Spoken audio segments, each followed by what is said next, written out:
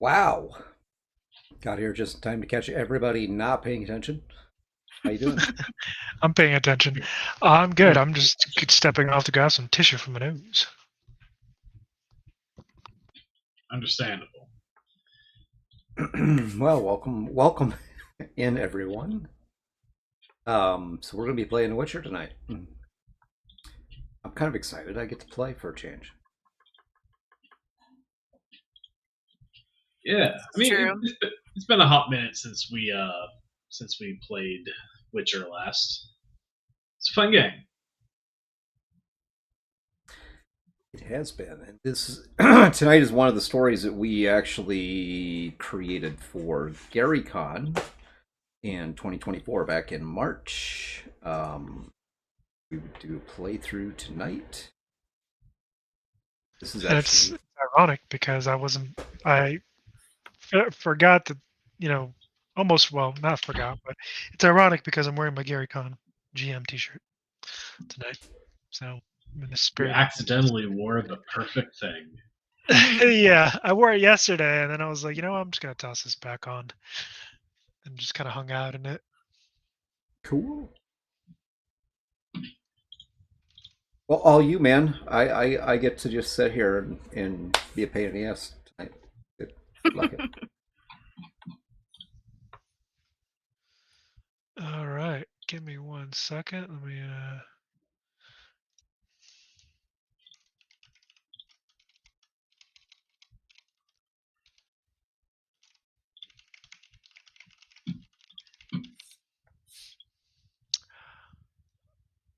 All right. Okay. Sorry, I just had to take care of something. So yeah, as Greg mentioned, we are actually going to be doing a playthrough of the game I ran virtually at GaryCon this past March. It's called A Series of Unfortunate Events in Vizima. And before we get started, how about we go around the room real quick and introduce everybody. Hey, I'm Greg Swan, Razmataz. Tonight I am playing Jason Natel, the male Witcher. Witcher, maybe. Might be better. But yeah, this is exciting for me. I get to play for a change, and I get to play a Witcher tonight. It's fantastic. I'm looking forward to it.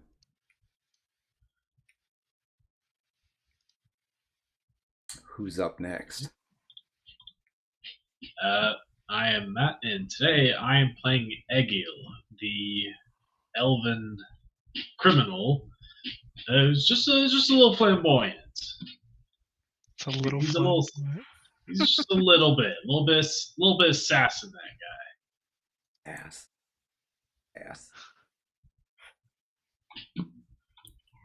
All right, and I'm Chloe, and I will be playing Erlara, who is a man at arms, or a woman at arms, or a person at arms. We'll see how it goes.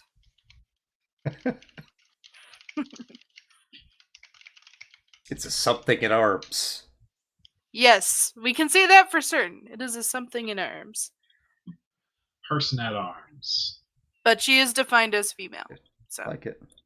I like it. Something arm. I mean, they had female guardsmen, not, often, but they had them. yeah. They were part of the team, so to speak. Just not as much talk Although about. in the Witcher universe, typically they actually, more often than not, if they had talent, became mages. So there is that.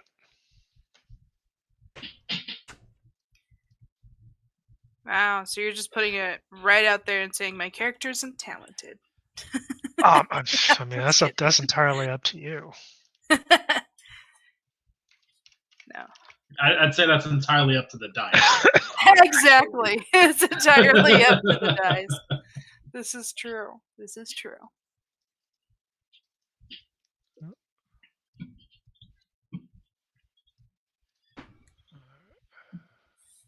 Greg, do you see your DMs real quick? My DMs. Uh-oh. What do I got going on? Oh. Okay.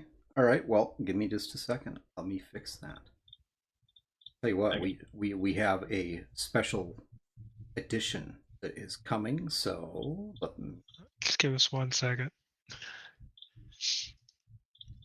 Special edition. I'd say there's a bit of a funny story because we're bringing Jenny in because like right before we're about to go live, she's like, I have to go. My dog, it's missing. She's got a little chihuahua. Then like, so she had to leave. Leaves the call, comes back. Yeah, climbed in your bed, hid in the covers. So this tiny little thing, she just couldn't find it, but it had jumped up into her bed. It was like really tall, shouldn't be able to jump up there, but I guess it somehow clawed its way up there. So she comes back a couple minutes later, like, it's okay, I found this asshole. So, false lost dog alarm, thankfully. ta-da! There we go. She Hi. using her magics. There she is. And you can see she's tiny as shit. Chihuahuas.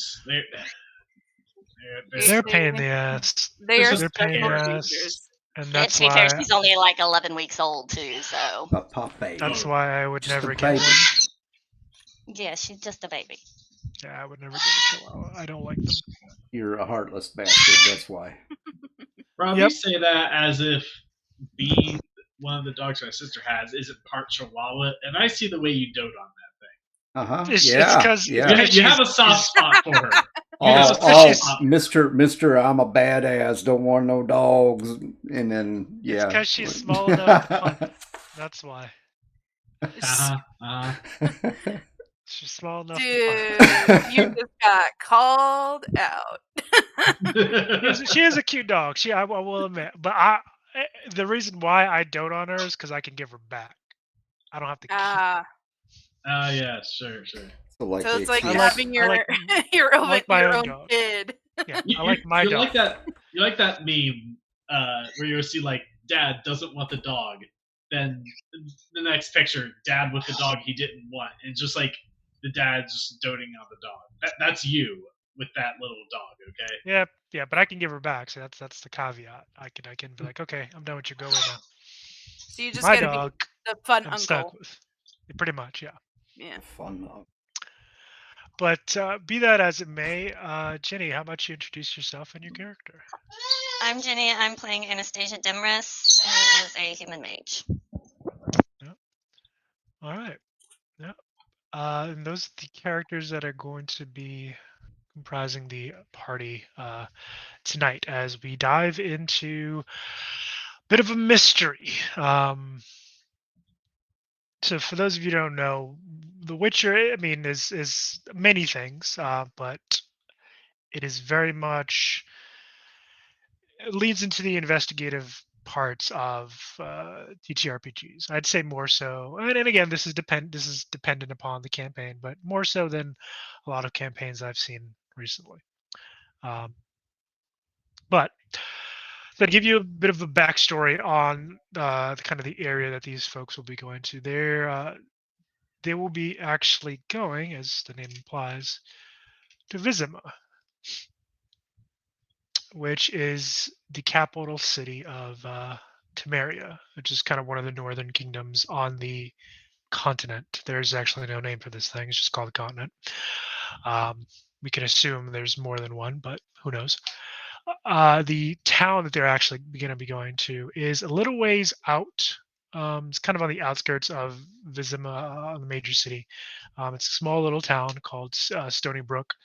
It is. It's kind of an industrial town in that they do mining and logging. So kind of think of a frontier town. Vizima itself being kind of in the northern mountains and what have you. So let's jump into it. All right.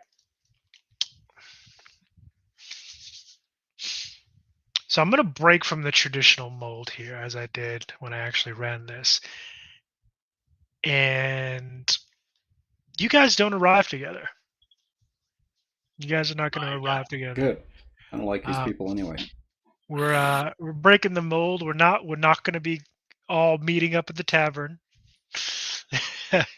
It's not how this is going to go. However, you've all of you have heard through various contacts or hearsay about what's been going on. Basically, in this town of Stony Brook, there have been a rash of deaths. And they're not your atypical deaths either.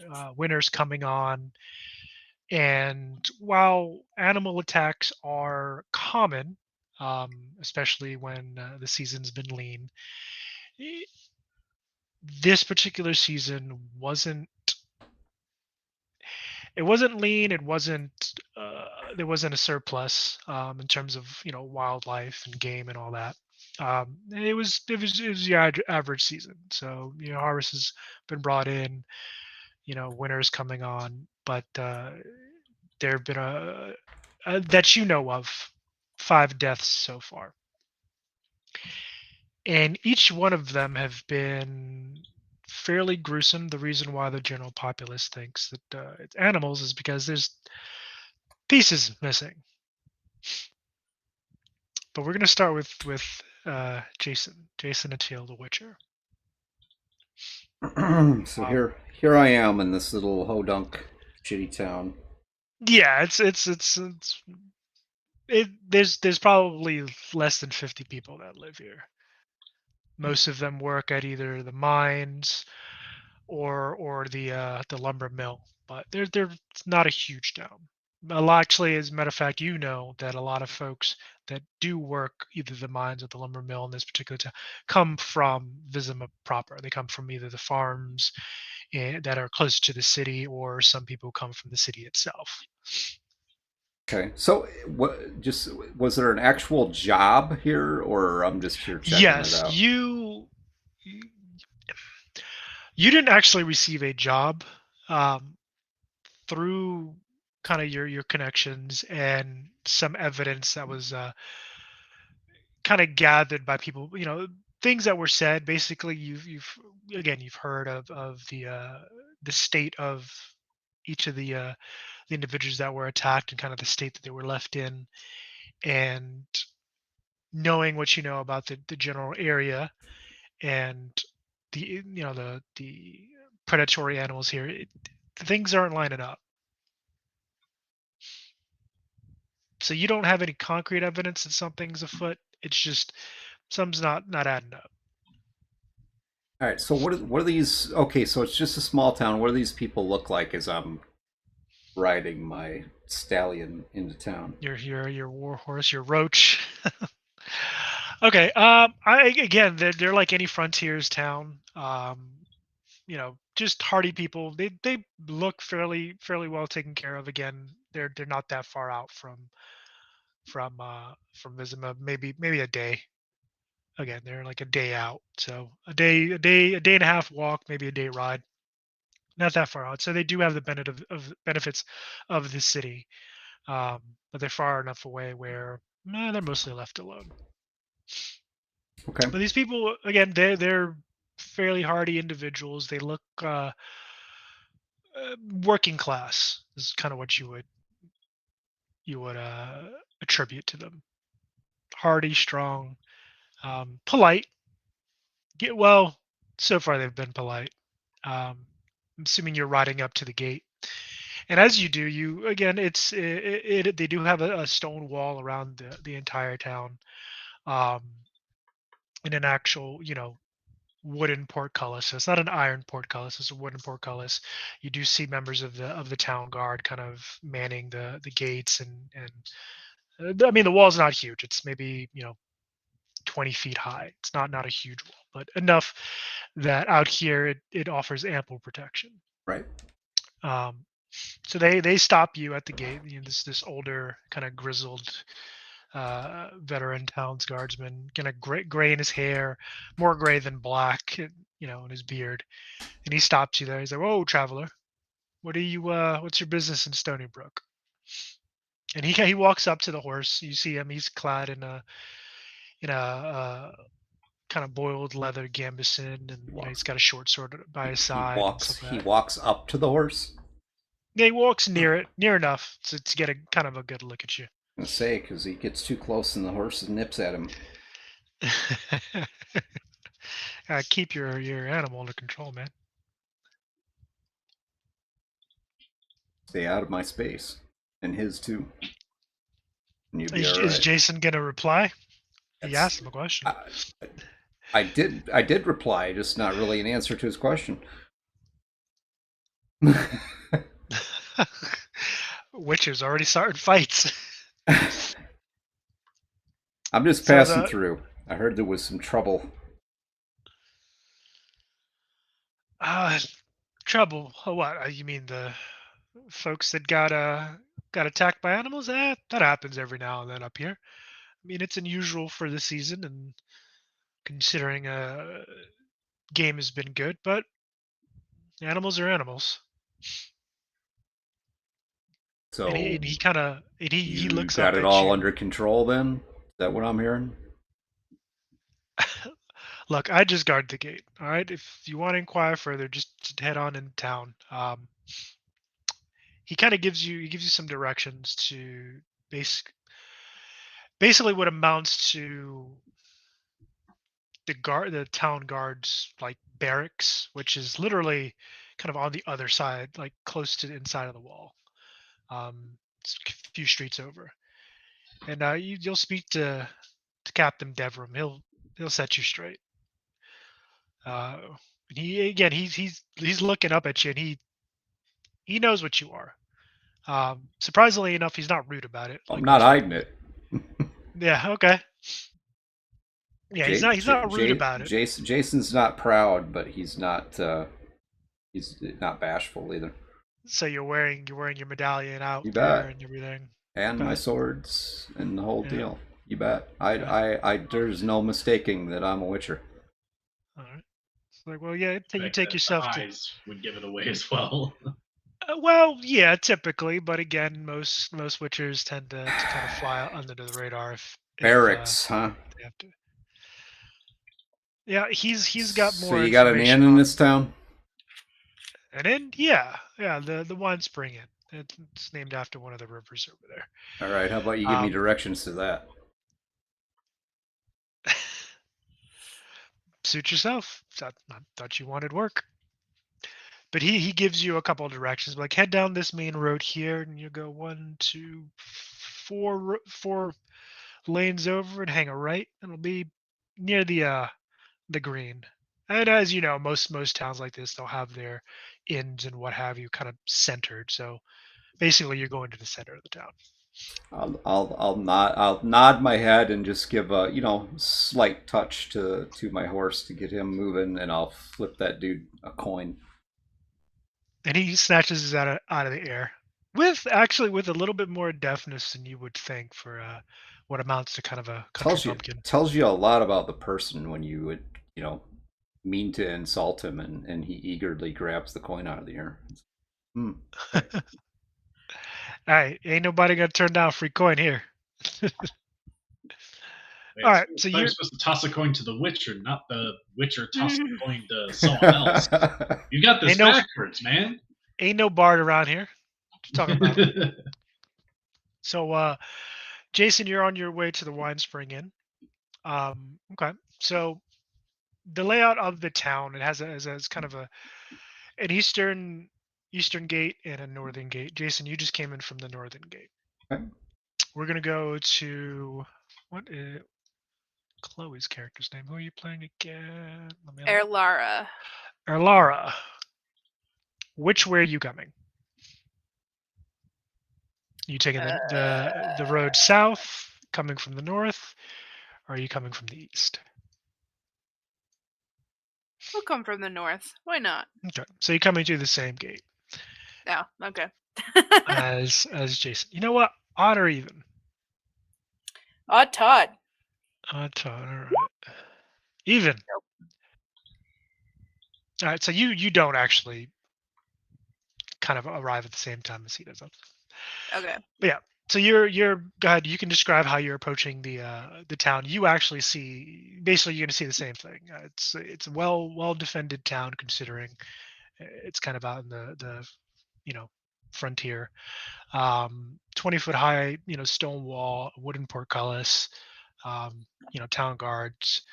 And as you're walking, you do see a couple. As you're walking up to this town, the both of you, you do see there. You saw about two farms, decently sized, not as large as the farms outlying the kind of the outskirts of Vizima, but these are some small towns. You saw corn being grown and some dairy cows on the way in. All right. Alara, she. I don't really have a physical description that was written, so I'm just gonna go off of one of my very first D&D characters. So we'll say she's pretty stout, hefty woman, and she's got this long auburn-colored hair that's kind of tied up in a bun. She's got her weapons on her back, and she kind of just comes sauntering up. There's like nothing graceful about her. She's just all business all the time.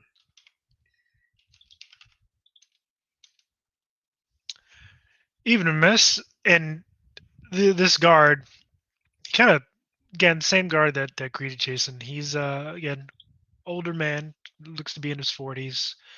Uh, you know, standard issue uniform and weaponry.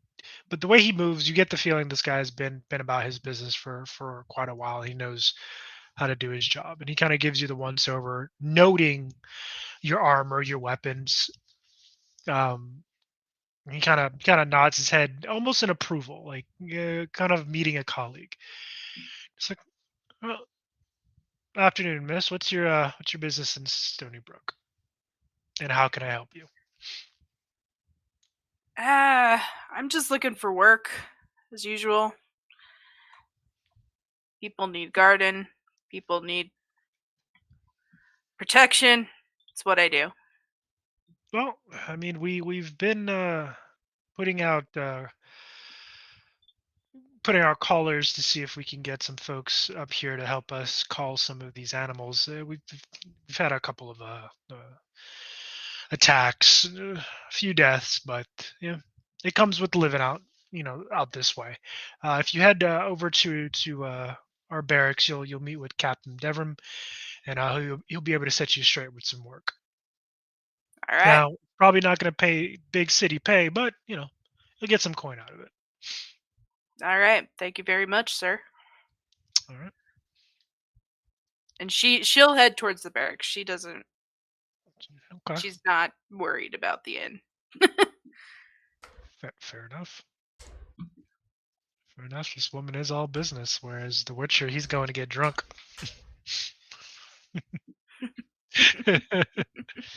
It's going. I don't know. Well, Witchers actually can get drunk, but it takes them a while. They gotta drink a lot. Yeah. But Maybe I plan to test that tonight. that's that theory. Okay. So, Egil, Yep. you taking the east or the north? Uh, let's go east. Why East. not? Okay. So you see basically the same, almost the same thing. The guards are different. This one actually it has a young woman, and to your eyes, she actually you think she looks a little too pretty to be a guardsman, and she has long raven black hair. It's actually kind of pulled back into a ponytail at the moment. She has startling green eyes and a dusting of freckles across her nose. Objectively, she's a very attractive woman. And you being a fucking just downright dirty elf. What You is wrong with downright you? dirty elf. So as Just you walk up, the DM here being all racist towards elves for no reason. oh, there's a reason. There's a reason. But yeah, as you walk up, she kind of greets you with a curt nod, and you see the kind of the almost disapproval in her eyes. Egil definitely notes that look, but still gives her a smile. He's like, "Hello, guardswoman." He gives her like this a bit of a bow with a flourish. Like, it has been quite a good day, has it not? Depends on who's asking. We don't see many of your kind up this way. So, can I help you with, Elf? Ah, yes. See, I am but a simple traveler, you see. But I did hear that this town of yours was having some trouble, yes? Ah, you're talking about the animal attacks. Yeah, we've had a couple of them. What, you're looking for work? As it would happen, I am. Hmm. As I travel, I like to do a little bit here and there, earn some coin, and where there's trouble, there is always coin. You're not wrong, but don't expect the pay you'd see in a place like Visima. I know we're close enough, but still, you'll get paid what you've earned. But she kind of gives you a look over, considering your dress and what you're carrying. Oh yeah, You and don't look good. he's kind of got like he's got like a basic traveler's cloak, but underneath the cloak, yeah, there's some pretty fancy clothes. Uh, they they're not like straight like something you see a noble wearing, but they're still fairly nicer than what you see like a common person wearing. Like got a little bit of frills around the cuffs, Hmm. Maybe just like a standard kind of like nice looking medallion across the neck. Not like a Witcher medallion, but something just purely for decoration. Huh. And she kind of gives you a once over real quick, taking in your dress and the frilly nature of it all. She's like, you really don't look like you're dressed for that kind of work. Are you a bard? I see where you might get that impression, but no, I am not. He kind of reaches off his bag and pulls off the bow. He's like, I'm more of an archer, see? Besides, one very strong strength. One can always have the strength of having their looks defy what they can actually do. Uh-huh. Yeah. She does not Not look judge a convinced at book. all. Not judge a book by its cover, as they say. Looks can be deceiving. Yeah, well, you look like a dandy, but far be it from me to dissuade someone of trying to make an honest coin, considering your kind. And she mumbles that last bit. He hears it, but he gives like no indication, like no reaction to it at all. He just keeps He on knows smiling. better. All right, so she's like, all right, well, here, let me see your papers. All right, and I assume It's identification. that's something Egil would Ye- have some manner of I- identification, right? Yeah, essentially. Okay. And she kind of looks him over. It's like, okay, yeah, Gil, and she's just looking over your general kind of your ID, so to speak. And she kind of hands it back. She's like, all right, well, if you head through this gate here, you're gonna hang a right, and walk down about 3 streets. You're gonna hang a left. Along the northern wall, you're gonna see kind of a short, squat building. That's our barracks. You'll find Captain Deverman there. And if he likes what he sees, he'll give you some work. If not, well, hopefully you can sing. I assure you, my lady, I'm a man of many talents. And he's kind of like he's kind of like gives Was her he like flirting with her? the Because she kind of turns her nose up at that a little bit, like what? Huh? again not bothered by her attitude at all. He's kind of gives like a wink and a wave as he kind of passes by.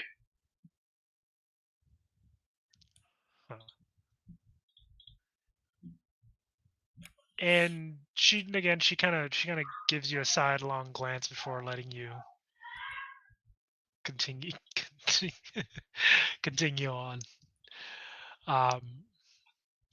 And now we come to Anastasia. Which road are you taking it?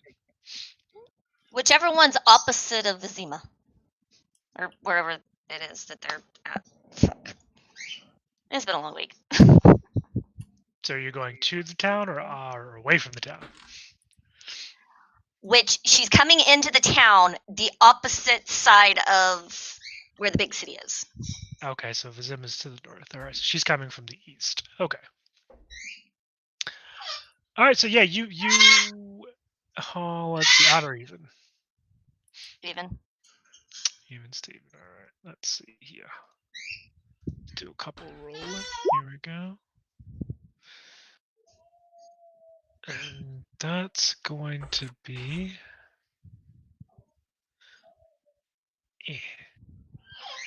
odd Todd. You actually catch this exchange between this guardswoman and Egil.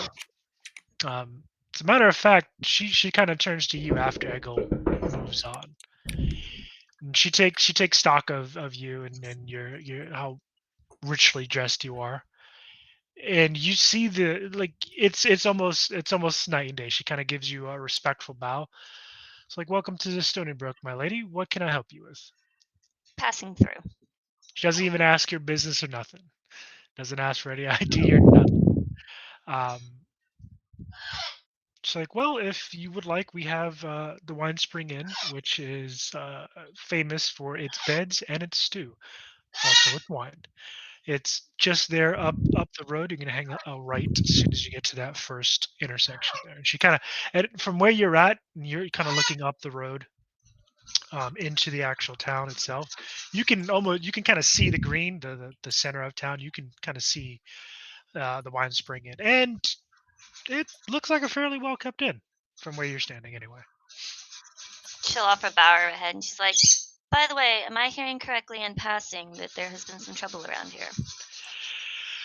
Sadly, yes. We've had a bit of an issue with roaming wildlife.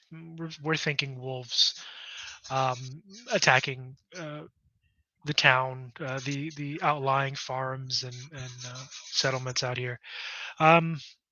We've had a couple of deaths, but the town guard has things well in hand.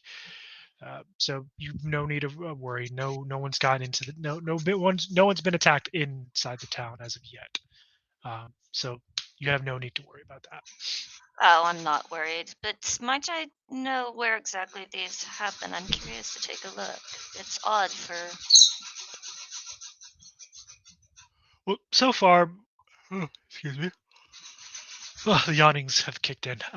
Apologies. So far, the those who've been attacked and unfortunately they didn't survive were two settlers, two of the farmers, couple of loggers and miners that live outside of the town proper.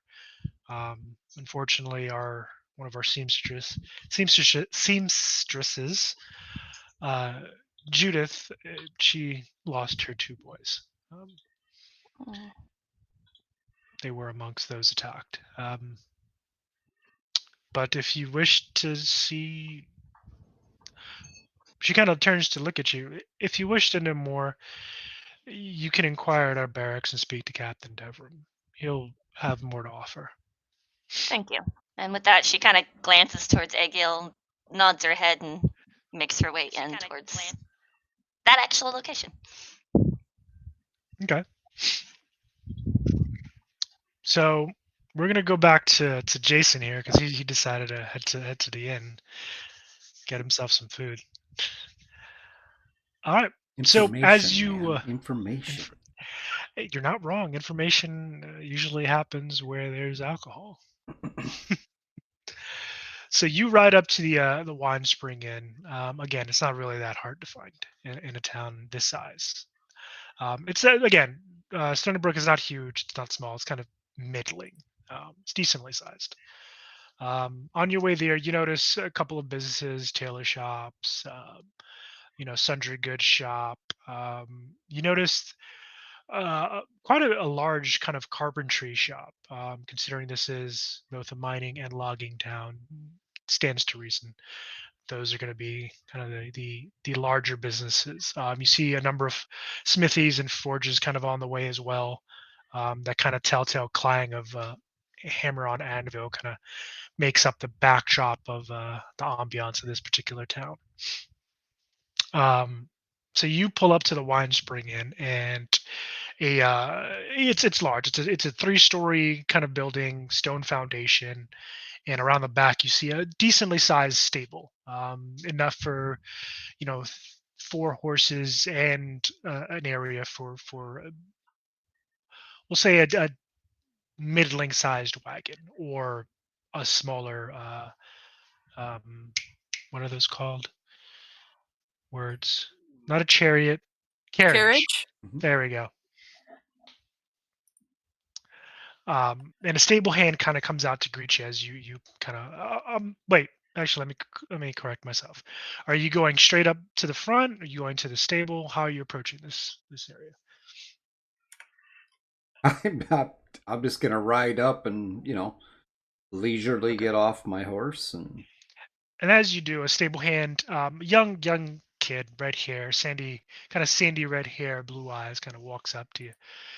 He kind of bows his head in greeting. Afternoon, sir. And you see his eyes kind of travel from your boots all the way up, kind of taking in the armor and the weapons, and he kind of you can see his eyes stop on the medallion, and it's kind of his mouth drops open a little bit. I'm just gonna toss him the reins, see that he gets fed. Of course, I'm gonna walk on in. And he takes the horse.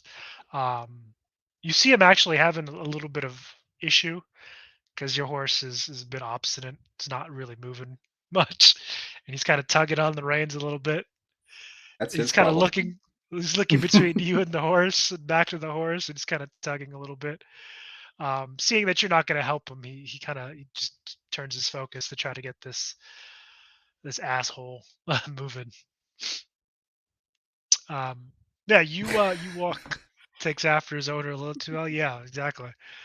So you walk up the stone steps to kind of a porch that travels the length of the front of this inn, and it's about, we'll say,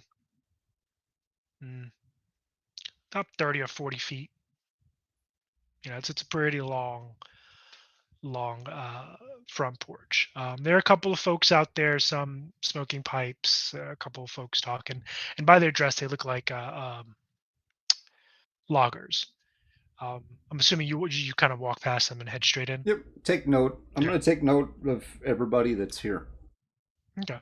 As gotcha. As I'm walking through, just kind of. Go ahead and well, no, these guys are fine. Go ahead and when you get inside, give me a perception check, please. Perception.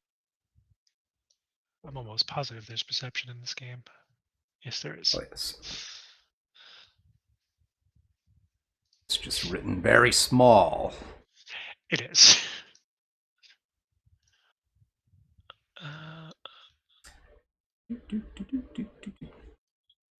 In which they call it awareness, I believe. There we go. Awareness? Okay. Yeah, it's the first skill in the intelligence section. Well, that helps. I could have sworn it was perception. No, you're right. It is awareness. Been playing a little too much D&D. I mean, even Cyberpunk uses 24. Uses the word perception. Ooh, 24. That is solid. Very, so very perceptive. Legendary so you walk perception. In. Legendary perception. So you Literally. walk in. He's got a 12 for for awareness. So, I mean, it's legendary skill. I mean, he is a Witcher. Hopefully, he should be somewhat perceptive. So you walk in, and you again you notice you walk right in, and off to your left there is kind of a main big old kind of common room with a bar, tables, some lounge chairs, or I guess what would amount to lounge chairs, and a large hearth towards the far left side of the building. Huge hearth. I mean, it's large enough you can probably fit two people like standing comfortably in this thing. Um, and you can smell the roasted boar kind of cooking on the fire there. Off to your right, you see a small kind of little game room. Folks playing cards or dice or what have you, kind of in that area. And then kind of directly in front of you is what would amount to the check-in, you know, counter and stairs leading up. All right, so And I'm behind that counter, you see a kind of a homely looking woman. She's stockily built. Um, she's not wearing a dress. Ironically enough, she's actually wearing kind of a shirt and breeches and kind of a vest. She has her sleeves kind of rolled up, her hair pulled back in a ponytail. She looks like she again a bit, she's all business. She's there to do a job. okay. So I'm in the common room, right? Basically. Yeah, essentially. Okay. So how many people are in here?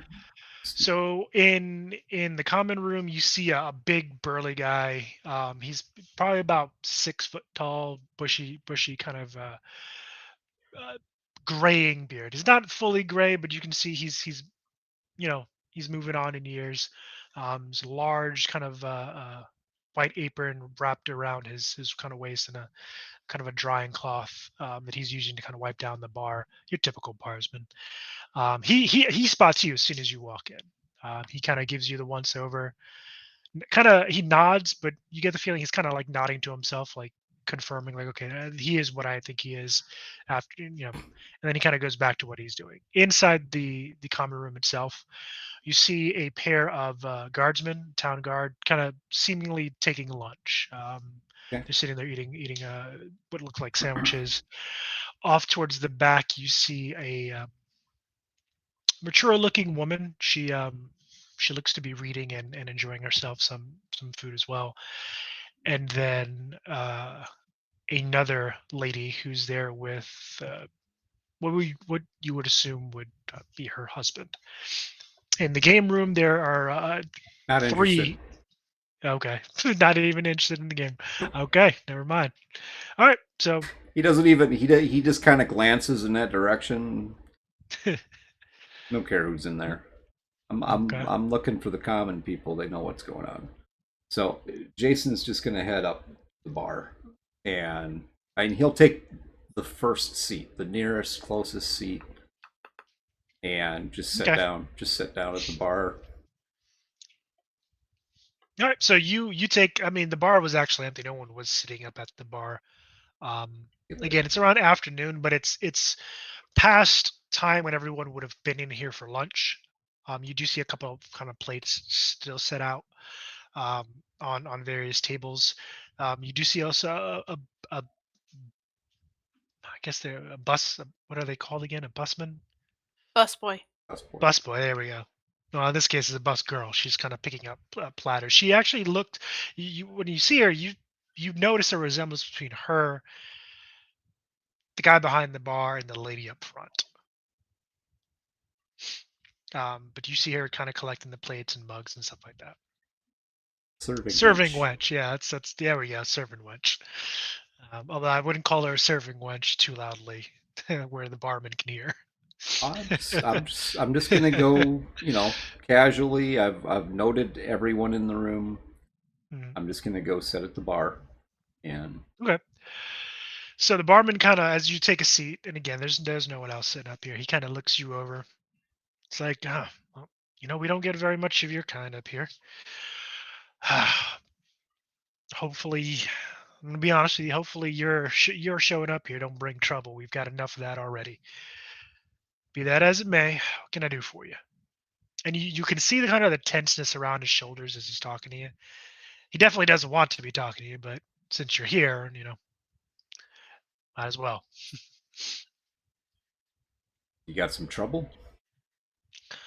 Yeah, we've got a wild pack of wolves come running around here hunting and attacking people. We've lost a couple, more than a couple.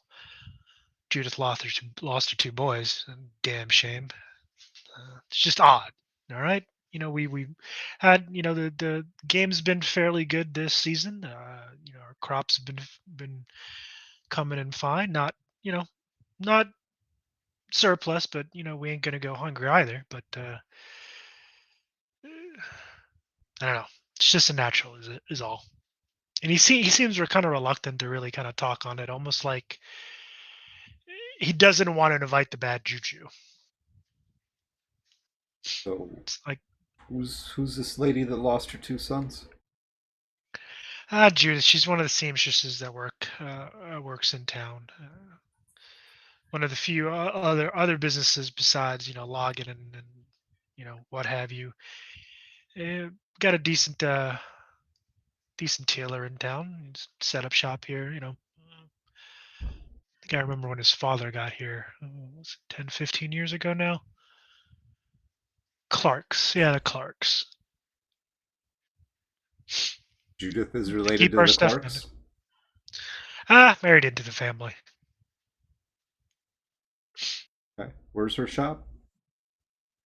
Well, you should have saw it on your way here. It's along the main road, kind of left side, and you did see it on your way up. You What's saw it kind of.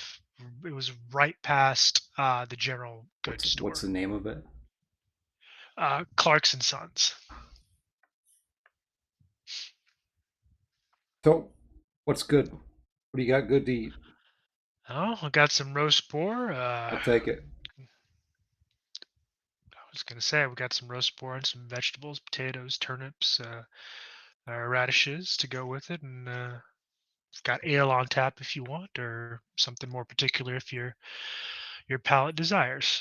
No, Again, I'll take all that and two ales. all right. I'll get out, and he kind of motions to the bus girl, collecting the dishes. Meredith, come here. And he gives your order, and she kind of looks out, she kind of glances over at you, and she notes who or rather what you are, and you see her kind of shrink a little bit, and she kind of edges away,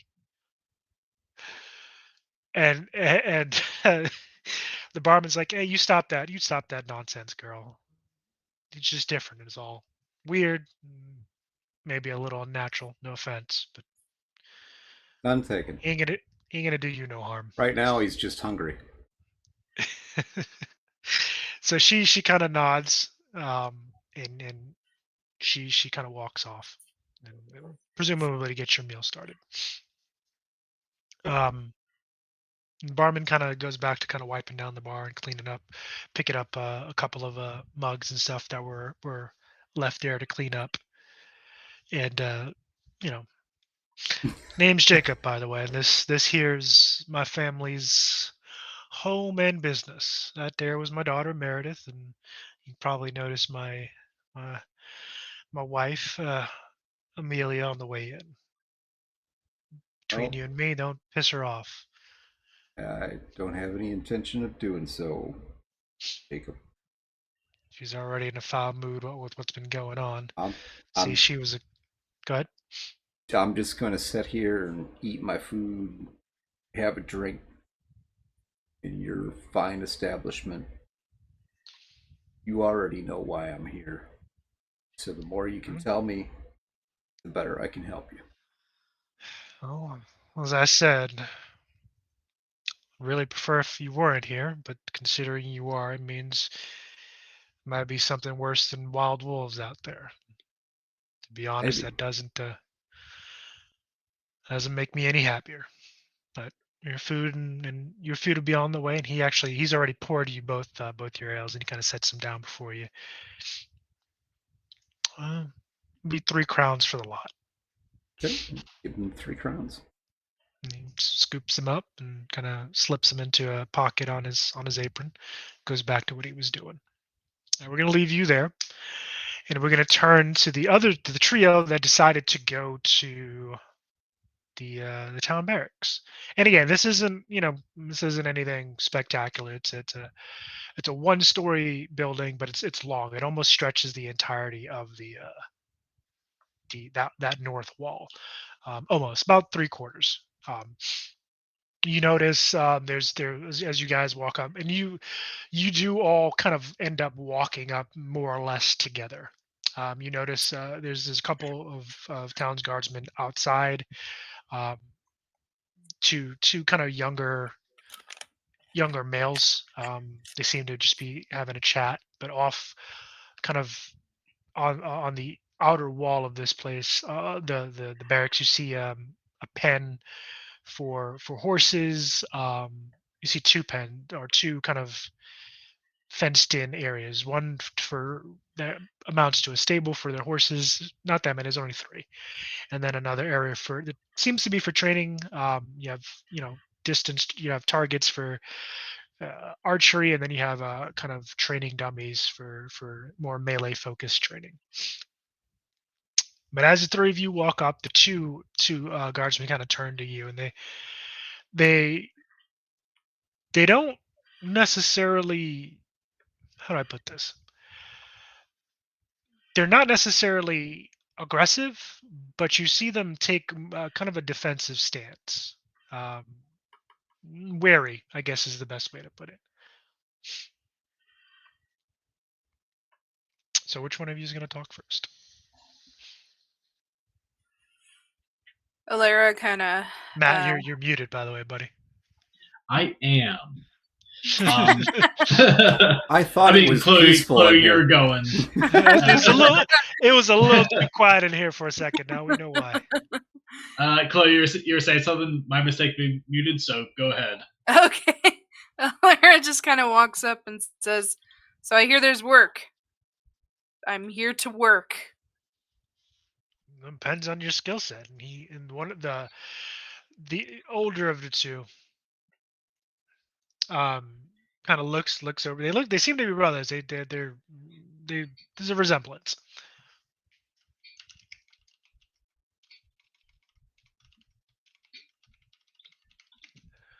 We hear you're having animal troubles. Yes, quite a few people have gone missing already. Yeah, we've lost. He stops to think for a moment. We lost 5 so far. Judith's 2 boys. We'd lost a logger and 2 miners. But that aside, what business is it of yours? You hear about the posted jobs in Visima, or did you just get lost? Because quite frankly, my friend,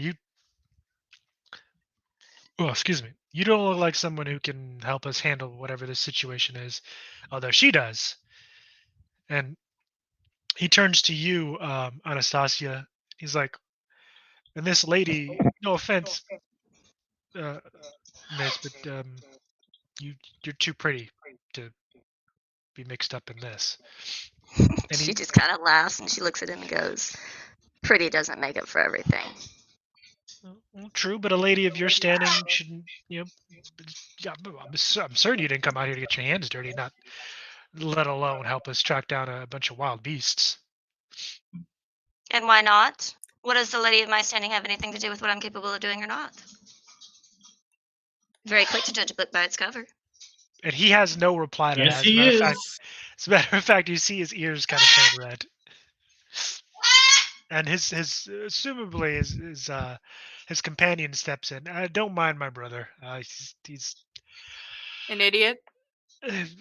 well, that, but he just joined the guard a couple months ago, and he seems to want to protect everyone. She just smiles and makes the comment of, "Honorable, but don't be quick to judge." Yeah. Well, again, no offense meant. my lady, and he kind of looks over at this other gentleman. Again, they look about the same age. He kind of looks across at all of you. He's like, "Well, it seems a lot of you are here for the same thing. Captain Devrim will have more for you. Come on." And he kind of he opens up he pushes kind of open up these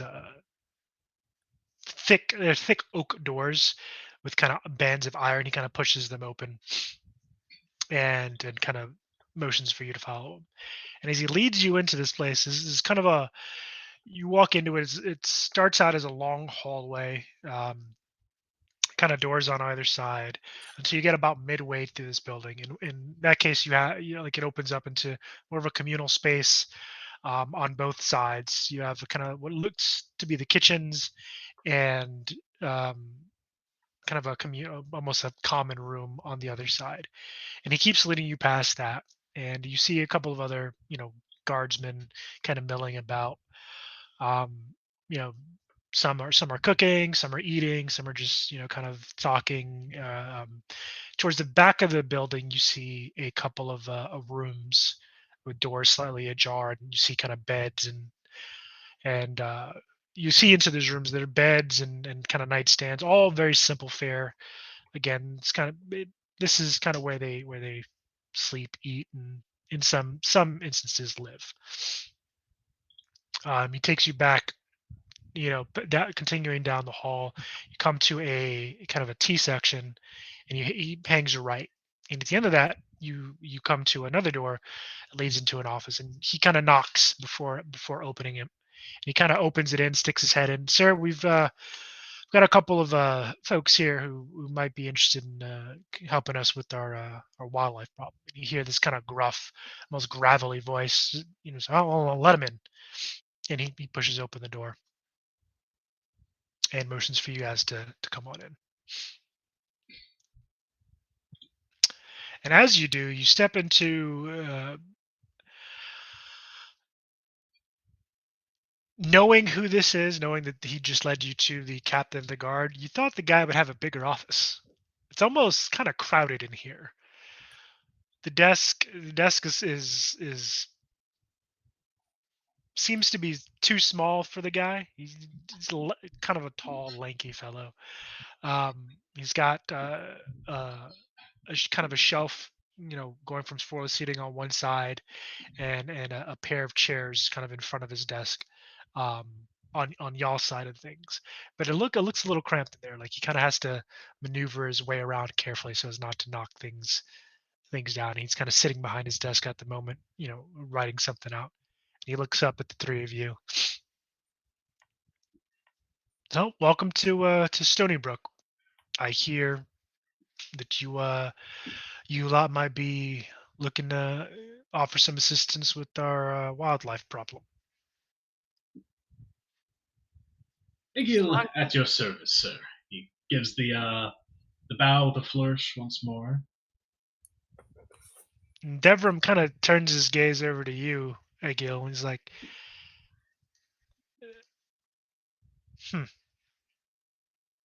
And he looks over at Anastasia. He kind of he bows in his seat. My lady. She just kind of nods her head towards him. And he last but not least, he turns his eyes on you, Erlara. He's like, "Now you I could use. You look like you know your way around a blade." Thank you. I go out over there looking offended. He's like, I Dude, believe it's the one of the frills. guardsmen outside just learned a lesson of judging books by their covers, no?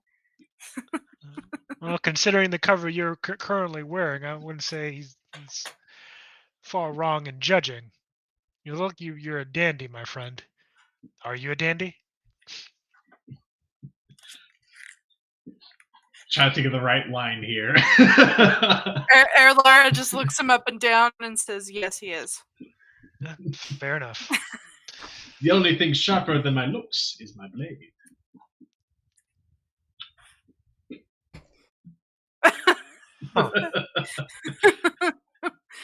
He's just keeping up the same like charming smile the whole time. Like he does not let shit get to him.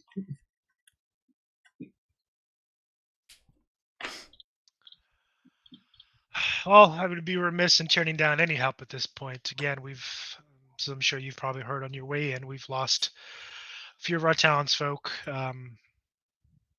due to these attacks, and it's just odd.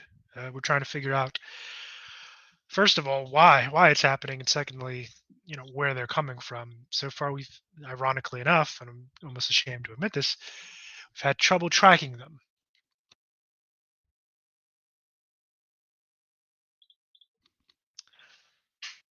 I see. And I'm told it is animals, but do you know what animals are they? Wolves or bears or what do To, you know to, what at all it to is? be completely honest, based on the bite marks and whatnot, we're thinking wolves. Um, it's not, again, it's not excuse me, it's not uncommon for this part of the country, nor is it something that we haven't seen before. Just not this many, and honestly, not at this time of the year, if that makes sense. The year wasn't lean, the harvest was good. Uh, the wildlife and is not, as far as our hunters and trappers are telling us, and the folks who kind of live outside of the city proper have told us, there's plenty of game to go around. So we're at a loss, and considering two of those who were taken were on the some of our youngins. It's everyone's taken a bit hard. But if you're here to offer genuine help, then I'm authorized to pay you genuine coin.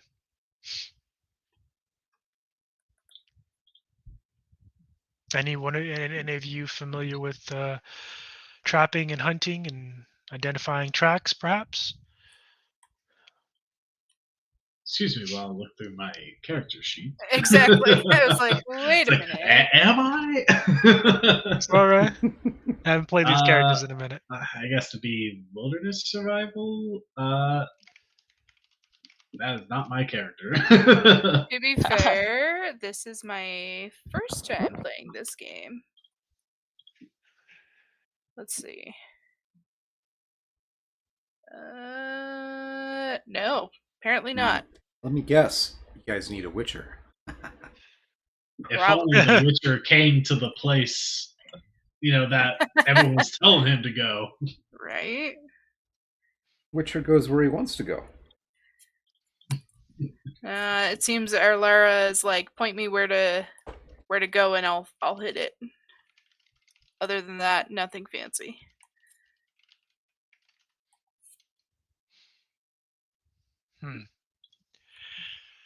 Devram kind of rubs his chin a little bit.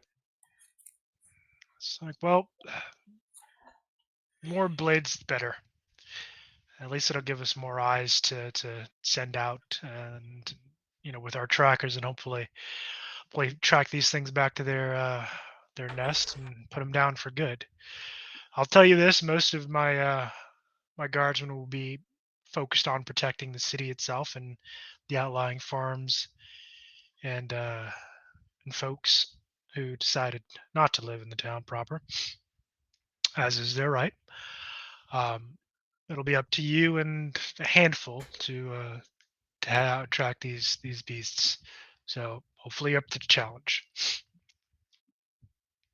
He turns to Anastasia at this point. He's like, if you don't mind me saying, my lady, but do you plan to take part of this?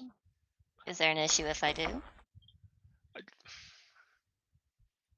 No. I want to go there. We had a repeat of this very conversation right outside. That's your business, of course. But if I may, and please no disrespect meant, but someone of your standing, wouldn't you be better kept going to the inn and enjoying a meal? She just laughs and she's like, it's so amusing how all of y'all seem to think that I'm one of those high-born ladies who has to keep her nails and hair all proper and doesn't like to get her hands dirty. When Well, really he she's kind of just motions another to her. monster. Wow. I mean, to be fair, the mages in the Witcher universe are they are monsters. They're assholes. But he kind of motions to you as kind of indicating the way you're dressed. Again, no insult meant, but a woman as finely dressed as you surely wouldn't want to get her clothes all torn up and dirty. She kind of glances down and goes, "This is just my traveling gear." And you see his eyebrows raised at that. Kind of just like, okay. Eagle just goes, "This is very strange. You had a very different tone when you were saying something very similar to me."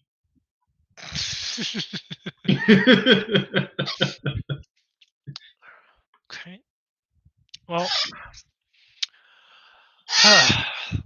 and he kind of you see him look out the one kind of small window in this office, and there is a small window. It's probably about 3 by 3, not a huge window. It's kind of slightly ajar to let in a breeze, and he kind of looks out almost as though he's checking the time. It's like, well, considering the hour, I'll put you down as adventurers coming to assist with our particular problem. The payout, should we hopefully manage to put down these animals is going to be let's see, 50 crowns apiece for the lot of you. And with that said, if you all accept, I'd like you to go pay a visit to the Wine Spring Inn, considering the hour. I believe our town doctor is Miss Samantha. She's probably going to be in. She's the one who looked over the bodies and made her declaration. She'd probably be able to give you more information on what she found than I. Once that's done, you can meet us back here, and we can set to hopefully tracking these animals before it gets too dark.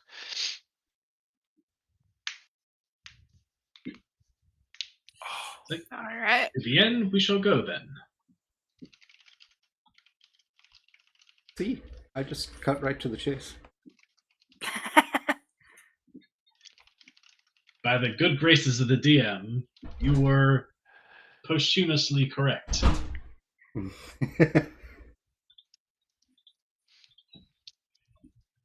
right. With that, Erlara doesn't even acknowledge the other two with her, and she just turns and starts going towards the inn. Okay. Doesn't I'm even assuming. care. Are the rest of you going to follow, or do you have more questions for the captain? Nah, Egil's going with. It sounds like the captain doesn't know a whole lot about what they're even dealing with. Only just like guesses and whatnot. Well, to be fair, his job is with protecting the town, and he knows enough again to put you guys on the right track. But the intimate details, at least at the moment, are going to come from this doctor. At least you hope. Like based on the office size, he clearly isn't getting paid all that much. So, probably not putting in as 100%. I'll say.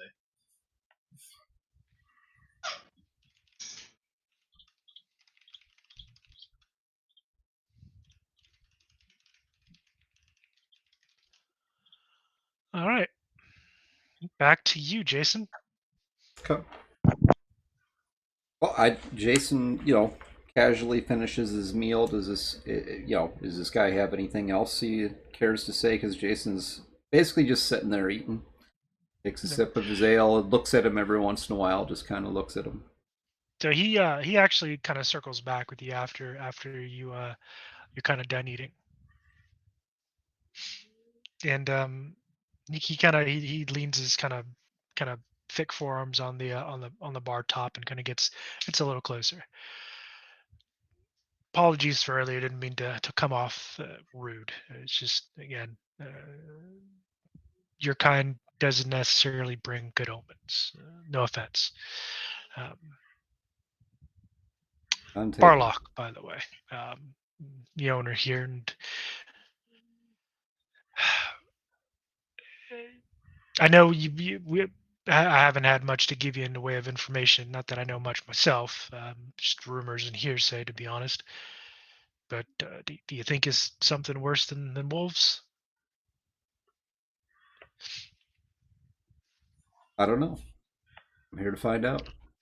No, no. Well, he kind of be that lady that you spied on the way in. Mhm. That was kind of sitting towards the back of the wall reading. He kind of points over at, well, that's Dr. Samantha. She's the one who runs our uh, clinic here. Herbalist, medicine, what have you. It's the lady. That's the one to go to. She's the one who identified the bite marks and gave her findings to the captain. Um, so if you want to know more, she's the lady to ask. Jason just kind of glances over his shoulder at her. And she's busy, kind of reading through a book, and you know, she's you. Go ahead and make an awareness check for me.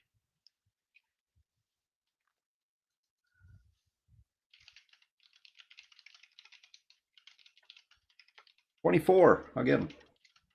God damn. Okay. So coming from her area, you can smell what she's drinking is actually coffee. It's not ale, it's not wine, nothing. It's just coffee. It's nice, You had to. plain black, Had to do that. plain black mug of coffee.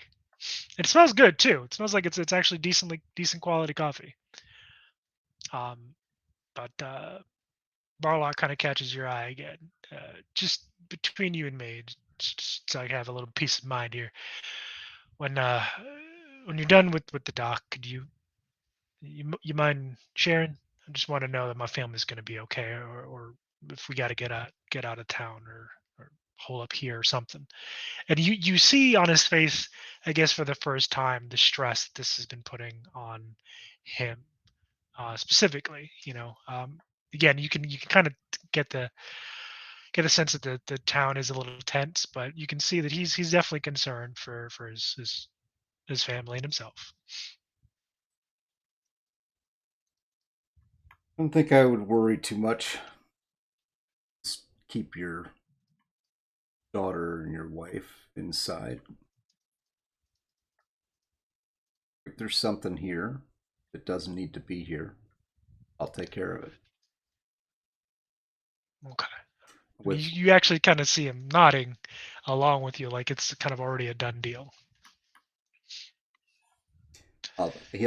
Jason's gonna get up from the bar, and he walks out, like out to the street. Oh, yeah, okay. And I'm gonna head to this Weaver place, Clark's and Son. Clark's and Sons. Yep. Okay.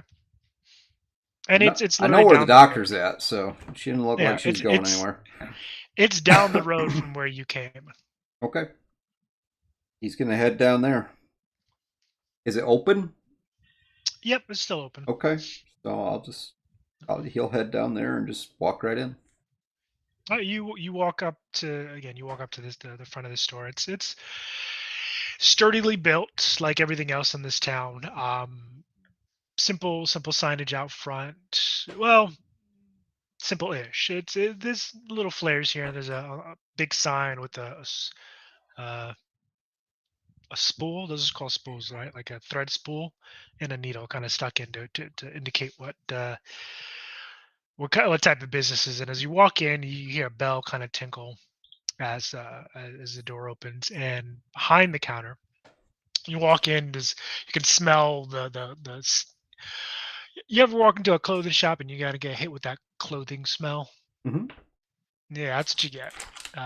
So it doesn't smell bad or anything, but this is clearly a clothing shop. Not the fact that there's mannequins in the windows with clothing, attire draped over them, or bolts of cloth lining the wall or anything like that. Obviously, that's obvious.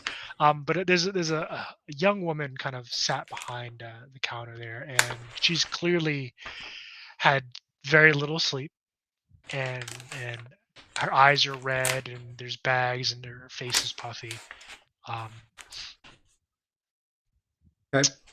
And she doesn't even look up as you enter. Well, She seems to be quite absorbed in something else. okay. As I'm walking down the street to this place, I want to kind of think over what I've heard and seen so far, and do a lore check. See if Okay. any of this rings a bell to me. Which Go ahead and roll for me.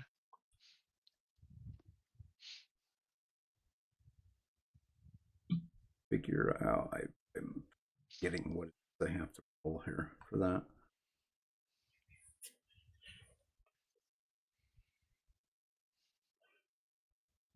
Training.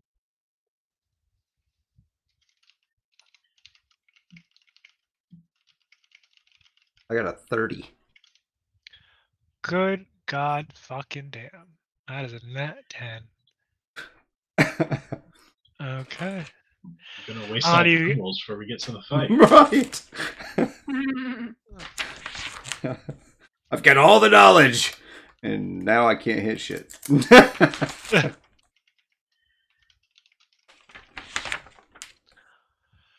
All right. So to give you kind of a breakdown on what you know Mm-hmm. about the region. So you know, creatures, you know, of that are attributed to kind of your line of work, Jason, are not uncommon in this neck of the woods. Not to say that they are common. You got, you know, vampires and werewolves and shit jumping out of every dark cave. No, but in your line of work, you've heard of a couple of jobs coming out of Vizima. But in this particular kind of area, you've heard tell of a couple, let's see, about 10-15 years back, there were a rash of attacks, disappearances, um, around the area. The town, you do know the town has grown since then, um, but there were rumors, were never confirmed, but there were rumors that there were uh, a family. Some called them cult, but it was a family. It was a small family of trappers that had essentially, for all intents and purposes, disappeared. But they disappeared in a manner that was unusual. They just kind of walked away. Their home was left. Nothing was taken. You know, food was there. Food was on the dinner table. Um, Still hot to the, you know, still hot to the touch when well, warm, I guess, would be the best way to put it. You know, when folks came to investigate. Um,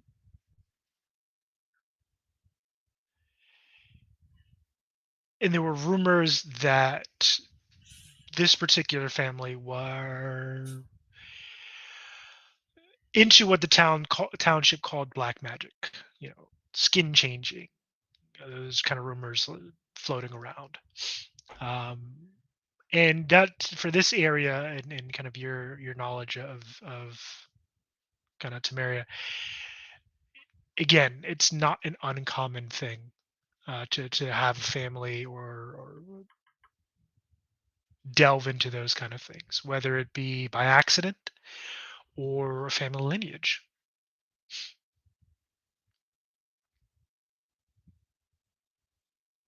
Okay. So I'm guessing that my Witcher lore gives me a pretty good idea what the deal was there, or Yep. You have an idea of what could possibly be happening. all right. So I'm gonna head in to talk to this Weaver, one Mhm. who's got the really red eyes.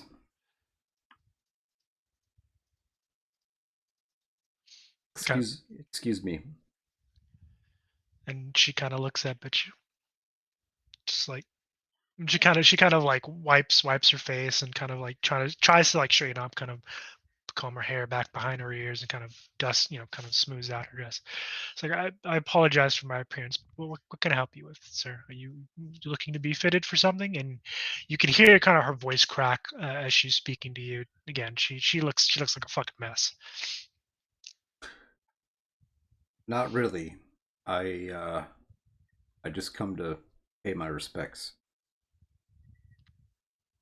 And as you say that, you kind of see her you see her swallow and kind of her teeth, her mouth kind of clamps shut, and you see her clench her jaw and tears start kind of running down her face.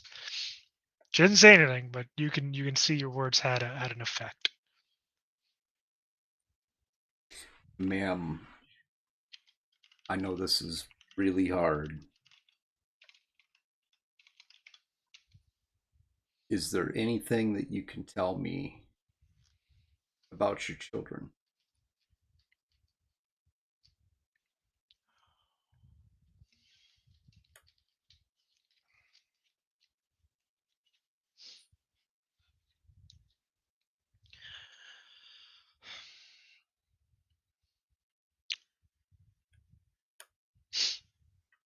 Jonah and Nathaniel were out playing out in the woods. They like to do that. They're young boys. They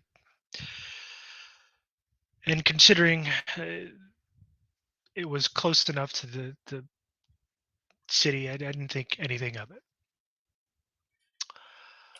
It's not like they haven't gone out into the woods to play before and have come back just fine. I should have known something was up when it got too late. So did they normally go to this place where they were at?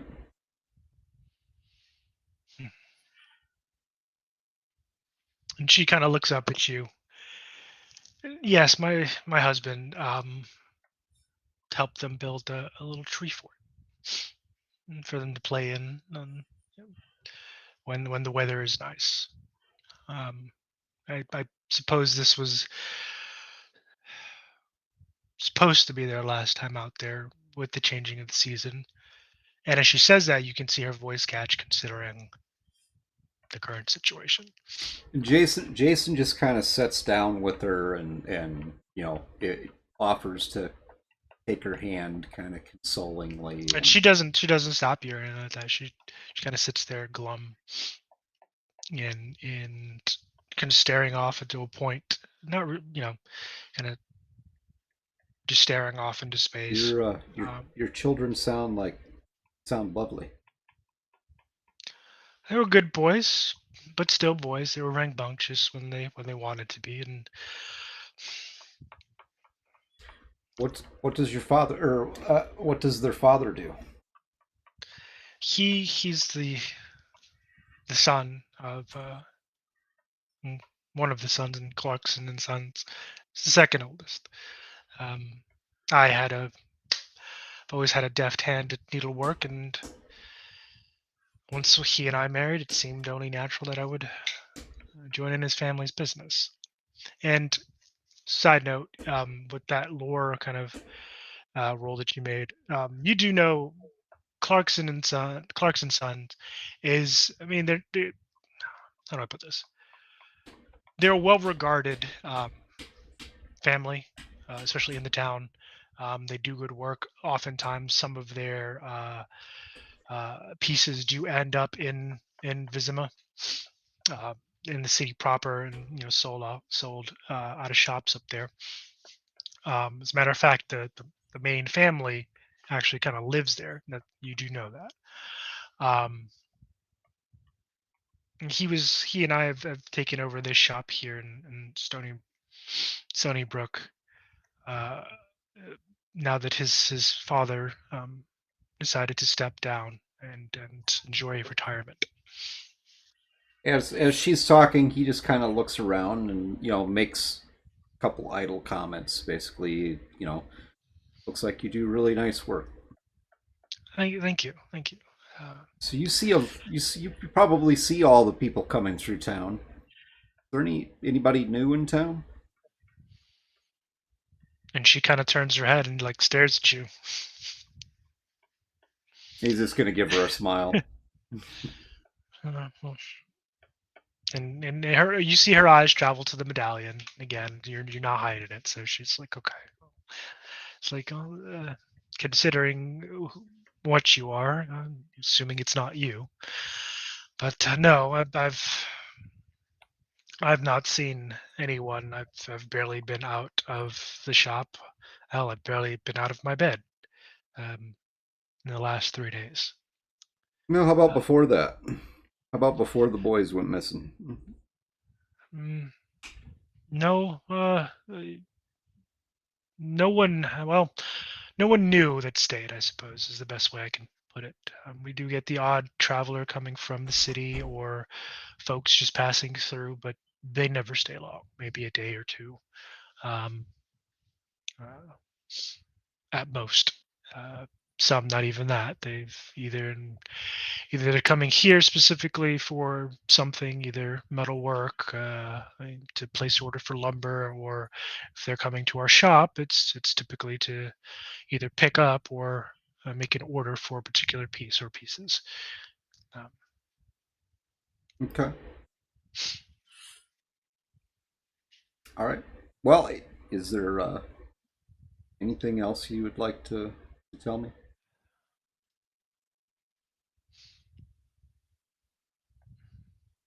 and she kind of glances over at you, and you get the feeling that she kind of wants to tell you something more, but she kind of shakes her head. No, I just want to. I'm just waiting for my husband to get back. He's currently making preparations for the boys. So the boys haven't been interned yet? No. Our local doctors finalizing some of her findings now, from what I've been told. Well, ma'am, it was very nice talking to you. Again, I'm very sorry for. Thank you. And she lets go of your hand and kind of goes back to kind of just sitting there. Okay. And well, he's gonna get up and leave. Okay. All right. Yes, witchers are not super empathetic, but No, they're not. they can pretend to be when they need to. How are you guys doing? Do you guys think we want to call for a quick break? 10-minute break. Get up, stretch your legs, use the bathrooms. What? I'm fine for whatever. Okay, yeah, let's do that. Let's give everybody a little bit of a break. Give our audience a little bit of a break so they can stretch their legs. Sounds like a plan. And we'll be back in what, 10 minutes? Yep, 10 minutes. All See you in right. a little bit. Yep. See you guys then.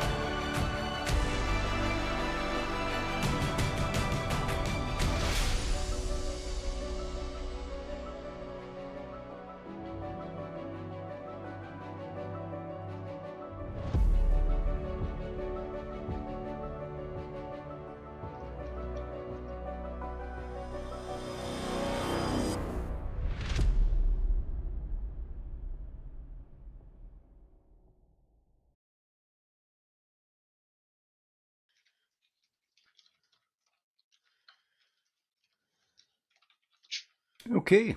Well, that's about 10 minutes. Welcome back, everybody. Welcome right. back. Sorry. I'm in the middle of giving my dog some food. She's eating. Yeah. All right.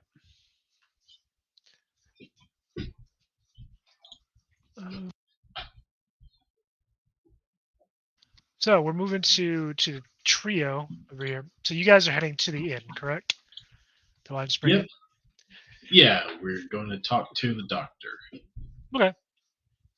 So as you guys kind of head on in, you see the same thing that Jason saw when he walked in. Hold on.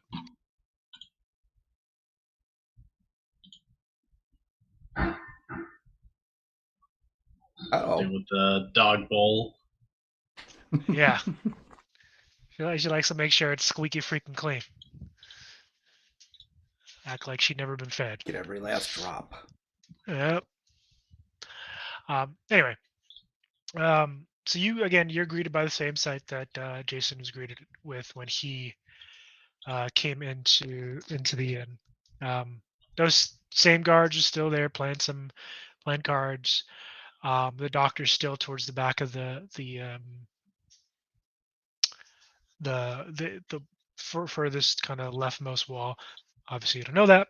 And then Barlock is up at the bar, kind of tending bar, and he greets you with a nod as you lot walk in. So what do you do? I think Egil's gonna go towards the bar, and he's gonna greet the man. But greetings. We are here looking for one Dr. Samantha. We are looking into the disappearances and the attacks. Actually, the attacks lately. And we hear your doctor has examined the bodies. Does he make that face that you just made? Yeah, I mean, he's saying it around this like a public place. Doesn't want Okay, to like so make everyone super uncomfortable. he's trying to be discreet. Okay, I got you. I Yeah, got you. a I little bit. respect. It's not like gonna go to a public place where people try to eat. Be like, hey, we're here to talk to the person who checked out those dead bodies. You know, might ruin the mood for a lot of people. Maybe. Could call them cadavers. I mean, Cadavers, recently deceased. they might not know what that means. Perhaps. I don't know. Did they call them cadavers back in the day like that? I wonder what they call them. It Now I'm curious as to what they call them. depends. In the Renaissance era, they may have, but it was still illegal to do anything with dead I bodies. see dead people. See dead people. Okay, so as you kind of walk up to the bar and say what you say, and Barlow kind of looks at you, and again takes into your dress, and oh, okay, I suppose that call for adventures went out to really everyone. Well, if you're here to talk to our resident doctor, she's right over there. He motions to Samantha, and again, this is about a middle-aged woman, kind of sandy blonde hair, and being that Barlock is not, he's not trying to be quiet about it. She looks up at her name is mentioned, and you see her eyes kind of lock on you, Ego, and then she goes from person to person. Um, she as she, considering she knows now that she's kind of being looked for, she closes the book and kind of sets it down, almost as an indication for you guys to walk on over. Elara will just look at the bartender and nod in thanks and put down a crown as a tip and said, I'd like a mead. You can deliver it there. I'll be over there. She just goes and sits down with the doctor. And he scoops up that crown. Are any of you, are Egil, Anastasia, you guys going to order anything or Yeah, no? Egil will also put down the crown and be like, some cheeses would be very fine about now. Cheese. Just cheese? Some cheese, some Some cheese, little bit of wine. Cured meats, crackers. Go for the full charcuterie. Yeah.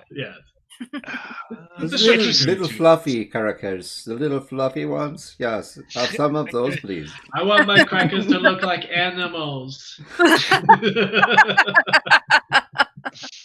feel like that's from a movie. Nah, I'm just talking to animal crackers in general. Yo, I haven't eaten animal crackers in a minute. Damn. they're honestly they're more cookies than crackers. There's so much sugar in those things. At Those least the are last like ones I those ate. are fancy cookies, though, Greg. They're Yeah. not like They are. animal crackers are cheap. Yeah. But so he kind of nods at you, Ego. Is like, oh, I can get you some cured meats and cheeses and bread. How about that? And along with your wine. Egil nods and was like, "That sounds lovely. Thank you." And Okay. he goes over to sit at the table with Erlara. And he looks over at Anastasia. Anything for you, ma'am? Nothing. Okay. Well, he nods and he walks off to go and get what you guys have ordered. And as you sit down at the table, the doctor, please call me Sam. I heard tell you're looking for me, and I have a sneaking suspicion I know what for, but if you would enlighten me. We are looking into the recent animal attacks that have plagued your town. We were told by Captain Devram that you would have some information for us. Alara What- just kind of looks over at the elf and says, "We, really." It looks like, what? Are we not here for the same thing? Yeah, but I wasn't aware we were working together. I suppose we can all take questions asking her the same question. You mean take turns asking her the same question, Matt? You Is said that- take is- questions. You said take Wait. questions asking her the same questions. I meant to say take turns. Did I really say take question? Did I really Yeah. say that? Yeah. I think. Hey, I just thought it was Egil, man. I'm like, yeah, okay, that checks I out. didn't even notice I said that. I think the imaginary wine has gone to your head, my friend. You need to come back. Yeah, you got like a placebo effect. I'm sure you Yeah. can get that from roleplay, right? You know, Yeah, I'm just that immersed. Okay. absolutely. You only had one glass of wine, you're already fucking babbling. Look at you. I haven't even Yeah. had it yet. Can't even take you nowhere. Anticipation. He's anticipatedly drunk. But the doctor kind of nods. She's like, yes, I did the autopsies on the bodies, the ones that we could find anyway. How many additional people do you know of that are missing? Well, so far only the 5. We do have. Unfortunately, it's sometimes hard to tell. We have folks come in and go, and folks who only come to work the season. So while there are there are folks coming through who work the mines or the forges or the lumberyard have gone. I can't say for certain if it's due to these attacks or they just went home. However, the 5 bodies that I have, again, they're 2 miners that were fortunately killed in the mines. Trapper and unfortunately Judith's 2 boys. They're now sitting in my. Oh, they wouldn't call it a morgue, but they're sitting at my clinic now. And I can tell you from the bite marks and I guess to be blunt, the missing pieces, it appears to be animal in nature. I'm canine is more than likely, but I won't rule out wild boars either. Those things eat anything. Perhaps bears, though. Bears would just eat the whole thing, wouldn't they? They leave remnants. It seems quite strange, though, because we've been told that Jaw's harvest and such has been quite well. It seems quite odd that they would attack people. That's the general consensus, both of mine and the town guard. They don't. Again, if it was a lean year and then game wasn't as good, then I can understand animals, getting desperate enough to attack folks.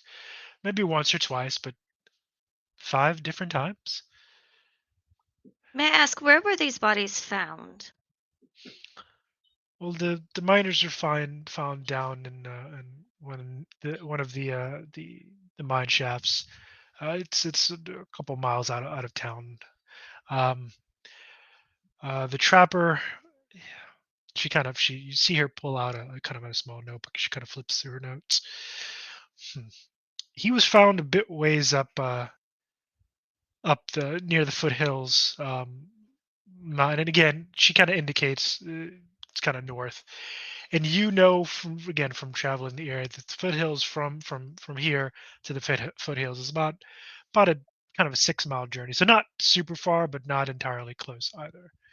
Uh, the mines kind of lie in between that distance, about 3 miles out of town. And then the boys were just found maybe half a mile from town. A lot of the local children like to play out in the woods, and some parents have set up little forts and stuff in the trees for them to play in. It's a general area. We keep it all in one area so we know where to go looking should they come home a little too late, Seems Or quite not odd. at all. or not at all in this case. Seems quite odd that they would travel that close to town, though.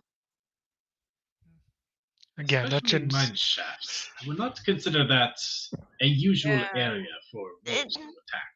How Well, far in were they cardboard. found? what was that?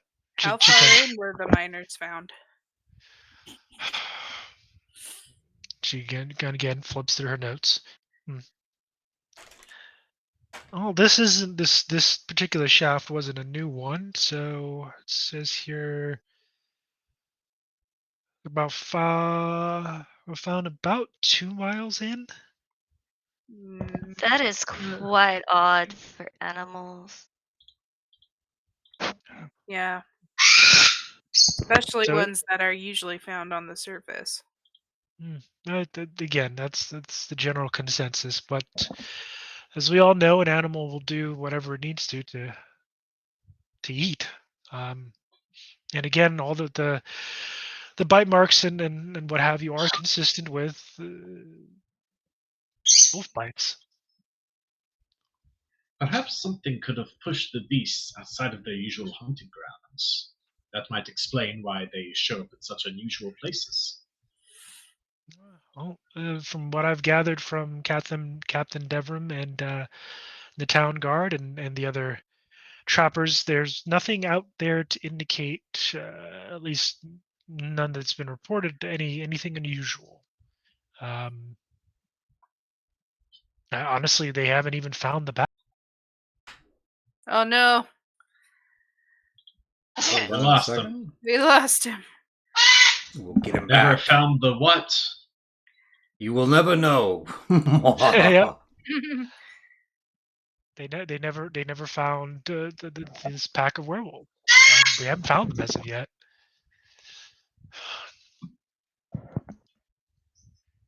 By chance, you said that you had the bodies. Would it be possible for us to see the body of the miners? Of course. She kind of closes up her books and so come with me. I'll take you to the clinic and you can view the bodies for yourself. And Can she I- kind of leads you out there. Can I come in there?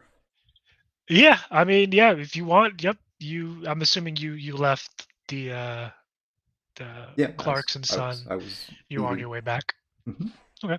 So yeah, you basically, Jason, you kind of intercept the group as they're leaving the inn. Okay. And You kind of catch them on the way out. Jason's gonna walk in like right in front of them. So they would have to move around him to go past him out the door.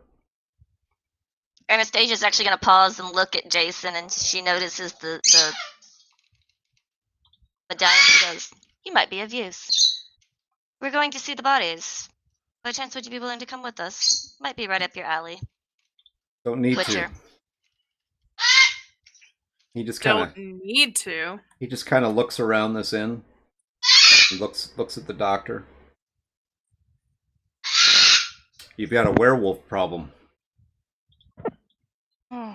Excuse me? I suspected it wasn't something normal. Didn't you hear me? What do you mean a werewolf problem? That's what you have. Are you certain? I can take care of that for you. But it's going to cost you 500 crowns per head. And he just walks on into the inn. Typical Witcher fashion. Always the egotist. And you see Samantha stop, and she kind of turns on her heels and walks back into the inn after you. And she stops. She kind of grabs your shoulder and stops you before you get too far in, so as not to kind of be there talking to, or rather have the conversation around too many people. And she kind of lowers. You see her lower her voice and make sure that no one's nearby. So what makes you think it's werewolves? He did say that loud enough that the people would yeah? hear. Oh yeah. Jesus Christ! No fucking subtlety. What makes you think it's werewolves? No, there's nothing to. And she kind of stops herself as she comes to realize she knows nothing about that and how to track that bird. She's like, Look, this is what I do. You've got a werewolf, at least one, maybe more. "Are you certain?" No, I'm just joking.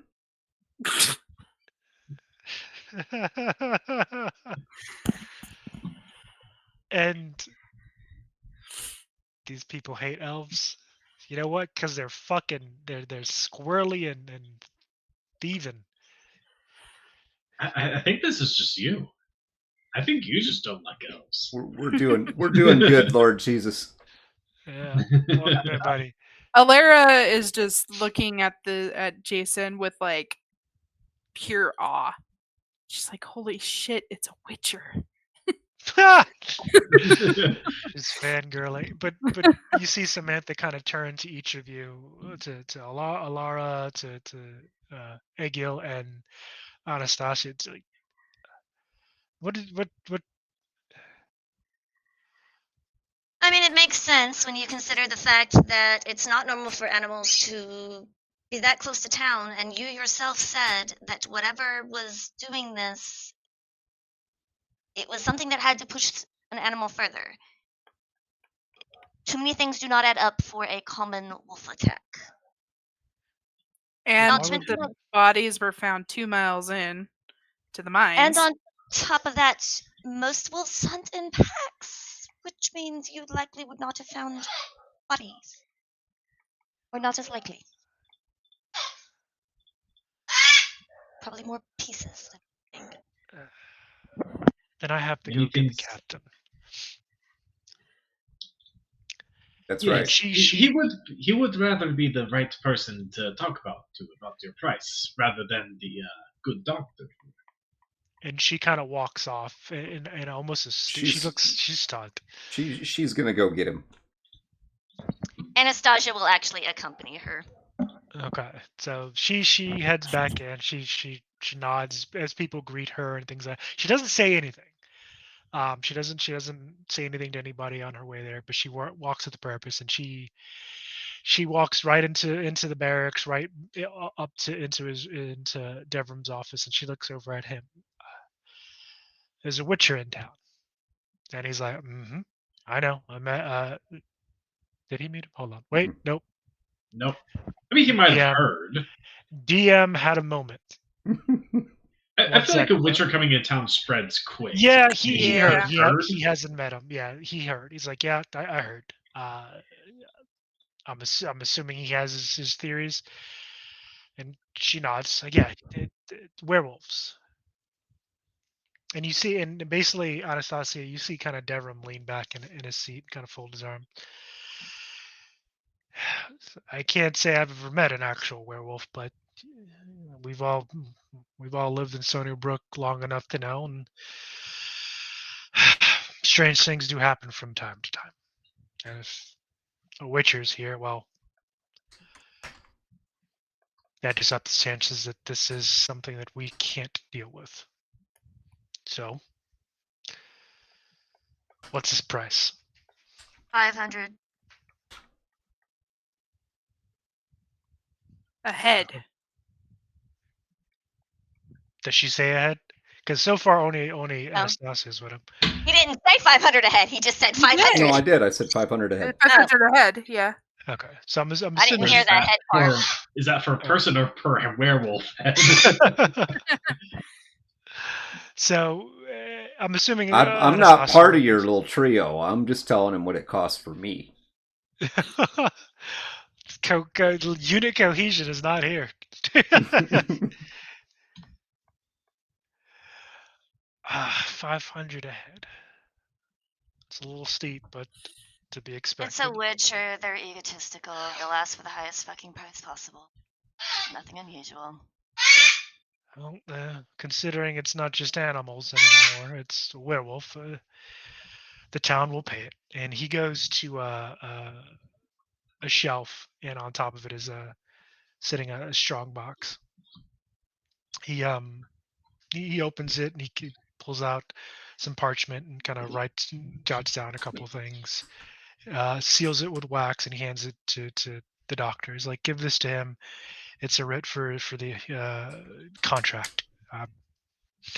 And he looks over at you, Anastasia. He's like, "In your contract, just got bumped up to 100 crowns a piece." I'm not worried about myself.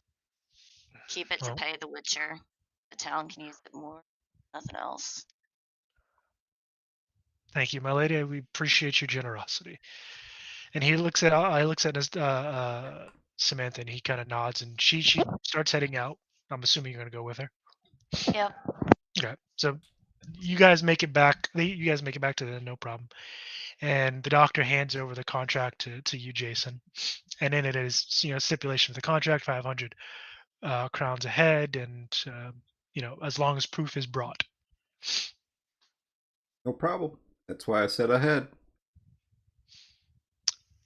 So the doctor kind of just stands there for a moment, still kind of dumbfounded. How do you plan on finding it?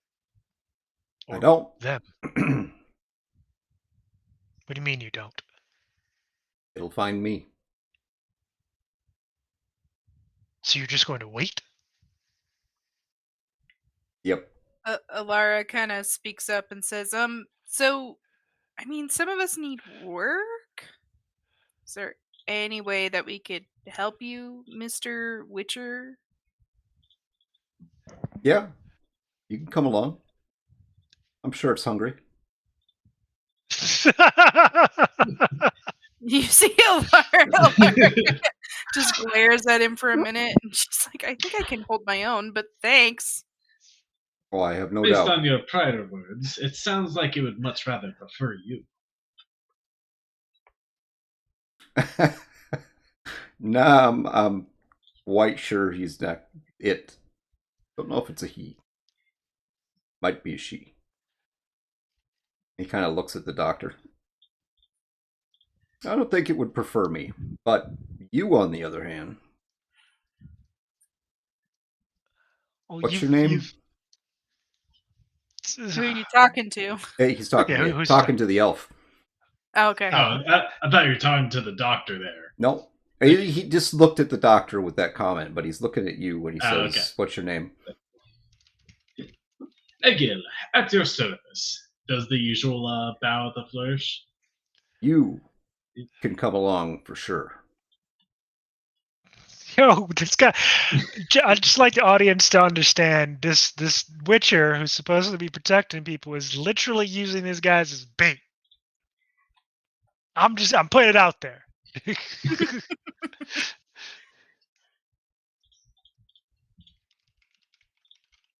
Don't worry, Egghead. Nothing will happen to you. Egghead.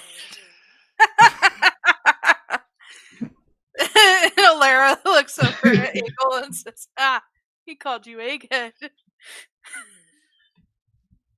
That is a first, I will say. I will say I may not appreciate the name, but I will trust myself in your capable hands, Sir Witcher. Smart decision.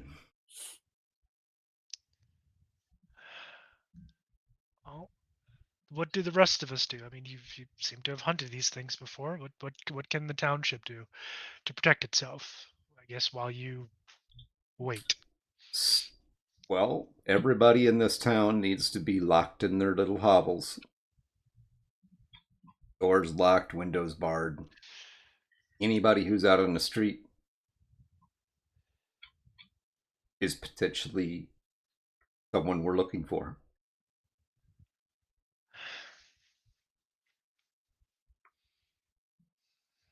Fine.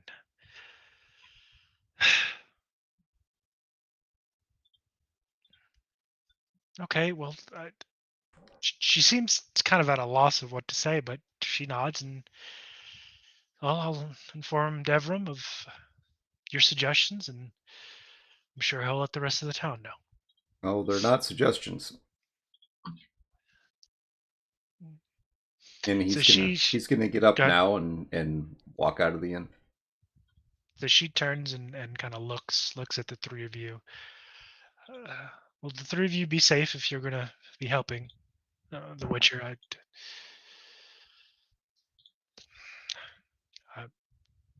I guess I'm at a loss for words. I wasn't expecting this. And she does. She looks pale. She looks like she doesn't really know what to do with herself. But she kind of turns and exits the inn, assumably to go talk to Devram. And that's in fact what she does. Like not even a half an hour later, you hear one of the town criers kind of relaying the information, and you hear and see the town guard basically going door to door, informing people of what's going on. They come to the inn, and the reaction is as you would expect.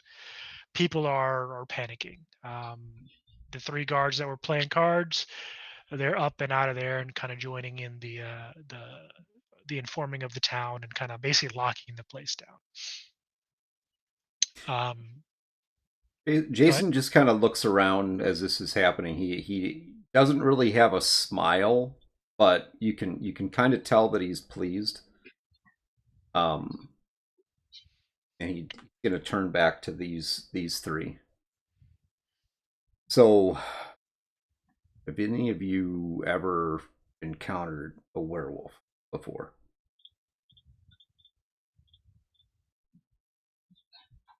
I can't say that I have.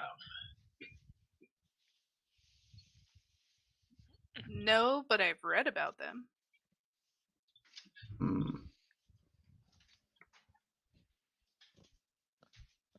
How about you, Mage?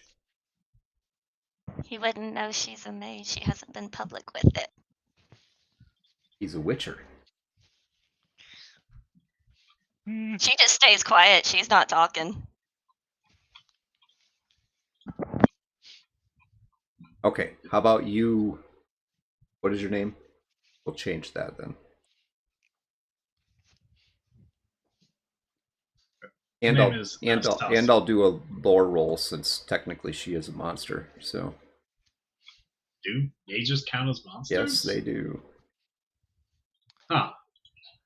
I'm not 100% sure in this system if they count as monsters.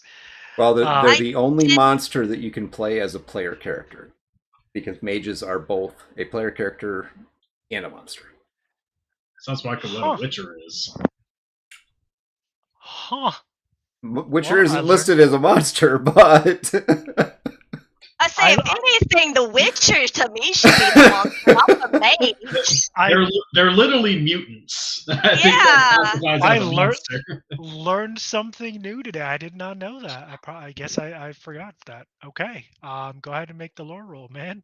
I I'll did. allow it. Yes, and 16. yeah, not as good, but definitely. I don't know what the DC is for a mage. Hmm. It might be harder than a werewolf, actually. Yes. Let me double check real quick. Stand by. Oh, it is a 16, by the way. Unless you want to change it, it's up to you. Huh. I will say this: you have your suspicions, Okay. but you're not 100% sure, since it was right on, like exact. You have your suspicions, but you're not 100% sure. Oh, oh, damn! Shoulder cracked. Is that what that crack was? Oh no. Yeah, it was my shoulder. Oh. So Lord Cheese's Crust. I remember back when the game was coming out, people were asking for the ability to play as higher vampires. Cody was like, "That'd be super busted." So for right now, we're not touching on that. It Yeah, would be. yeah, that That's would fair. be that'd be ridiculous. even Any of the higher order like creatures, yeah, don't that even a player character werewolf would be. yeah Mm. would be dead, lethal. And Mm-hmm. yeah. So yeah, you have Jason, you have kind of your Okay. suspicions. Well, he which didn't. which He, is not necessarily uncommon, considering witchers can use basic signs, obviously mages and the like, and priests, which is another player class, can use higher order magic. They can use kind of stronger spells or whatnot, but witches are familiar with magic and kind of how they work and things like that. And canonically, the medallion actually indicates when there's either a monster right. or magic nearby. I can't remember if that's a feature that they brought into the game. It I don't is. remember reading it. It is? Okay. Mm-hmm. Well, thank you for that. Unfortunately, as DMs don't have, we don't know everything. So thank you for bringing that to light, Greg. So that is actually a feature in the system. Huh. I'm gonna have to read back through that. But anyway, so you have a good idea It's big. of This helps. yeah. Unfortunately, the one for Roll20 is not the best. I know. That's why I pulled the book out. That way, it's because we were Uh, having issues with that. I appreciate that, Mhm. but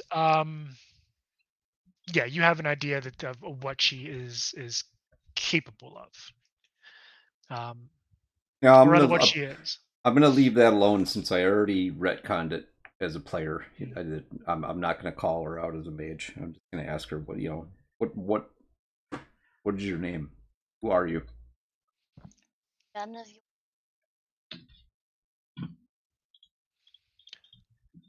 What Damn. was that?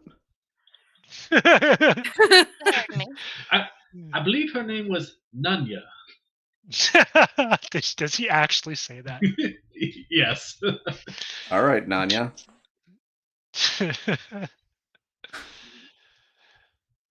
So werewolves are big, scary,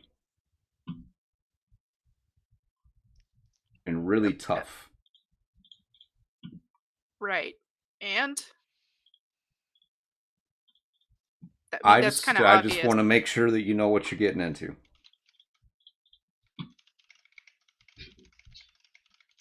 One, no problem. More than one, we might have a problem.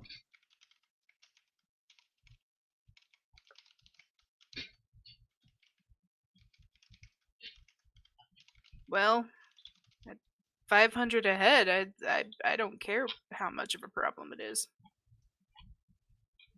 Oh, and that 500 a head is my fee, by the way. Did Anastasia let them know that our price also went up? Nope. She Okay. turned it down. Well, she turned it down for herself. She Just turned it yeah. down for herself. Yeah. But So. she don't know them. She has no reason to tell them that. Yo, this team. You know, It ain't basic, even a team. just like You should have basic had us start decency, together. maybe? You should have No. had us start together. Nope. This And to be is fair, the Witcheries treated her kind of like shit. So this is actually way more fun. Wow. This is I would apologize, but with an empathy of 1, you should feel lucky to be treated like shit. This is actually way more fun. So we got a bunch of people just working for coin. And yes, werewolves are very deadly. You're about to find out So- how deadly they are. I'm thinking that since this thing started out in a mine, might be a miner, and then it's been slowly coming here to this town. So the next attack is probably going to be right here in town. So getting all these people to lock themselves in their house gives us a reasonably clear idea, but then step 2 is the bait. And he kind of looks at you 3.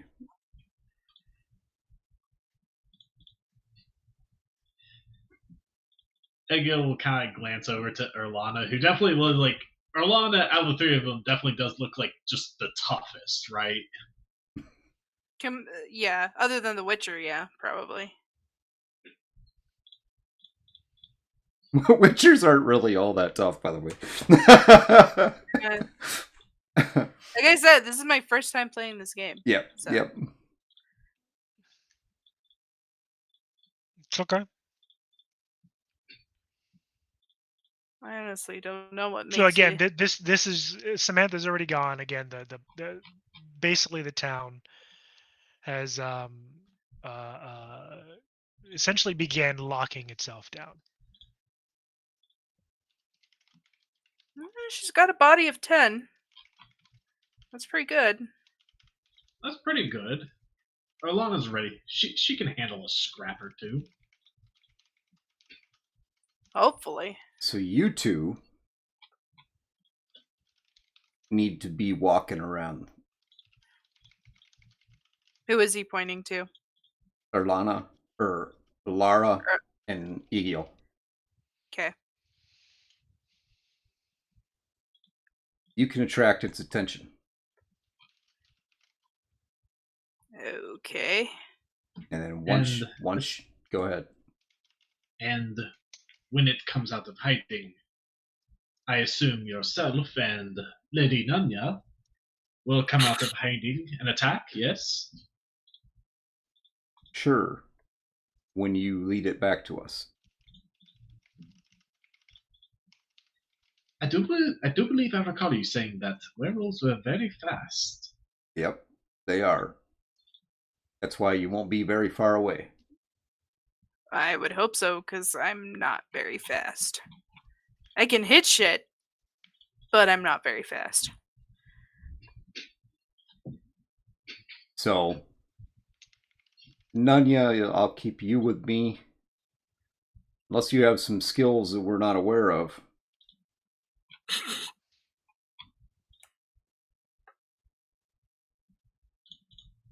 No comment, huh? Okay.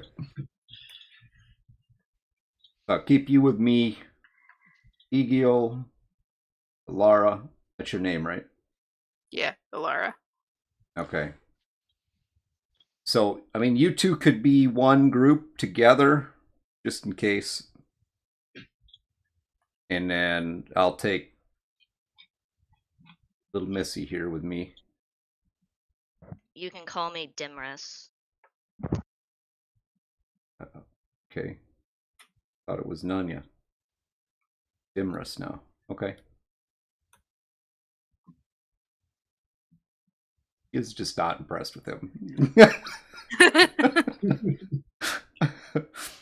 Okay. So that's it. We will walk around this town tonight until we attract the attention of the werewolf. And what if it doesn't attack the town?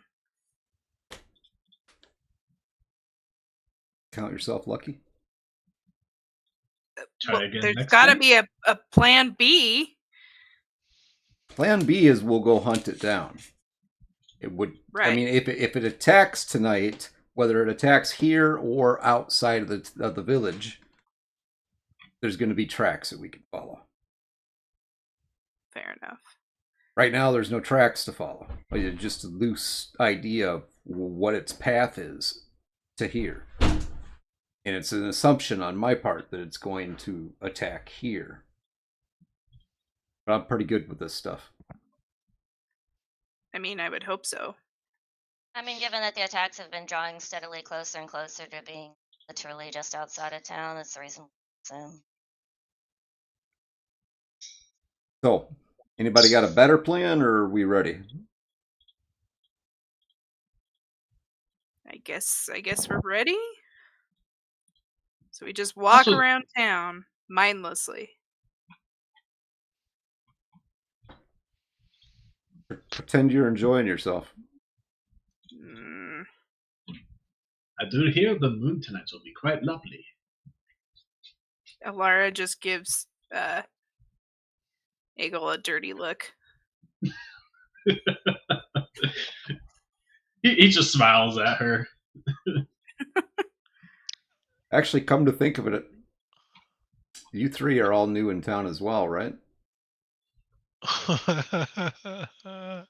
The assumptions begin. And I'm enjoying letting this play out. Nah. I know you two are not werewolves. Only two, not all three. he doesn't trust me because I won't tell him what I am, and I'm not being nice to him.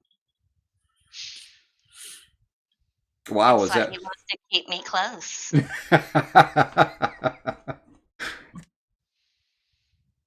that's not weird at all, but okay. I'm Would a we have maid. ever? I'm not a fucking werewolf. Ah, Kind of even thought so. better. Can't hear you. He just kind of glances at her and says, "I kind of thought so." Mm-hmm. So while you guys have been kind of having this back and forth, kind of doing your pre-planning, so to speak. Again, the town's been getting locked down. You guys were, when you came in, it was about kind of mid-afternoon, so think of 3 or 4 o'clock. By the time everything's said and done, it is coming up on dusk, and the sun starting to kind of drop down behind the mountains. Things are starting to get a bit darker. Devram, being the consummate professional that he is, he's all the town guard has been called up, all 30 of them, which ironically enough, it is enough to police a town of Stony Brook size. Torches are lit. Everyone's armed. Basically everyone's kind of locked down. You do, if you guys go outside and kind of walk as you're walking around, you do see some faces peeking out of peeking out of windows, and some peeking out of like slightly ajar doors. Like people are interested, but they're staying well enough out of the way to keep breathing. That's the Um, only comment that Jason makes as he walks around, and is a comment that's purely to himself, because nobody ever said humans were smart. So as you guys are walking around, you do see Devram kind of coming towards you with about 5 of his men, and he kind of stops, kind of in the street, and looks at you. He looks at you. He actually kind of locks on you, Jason. I take it you're the Witcher.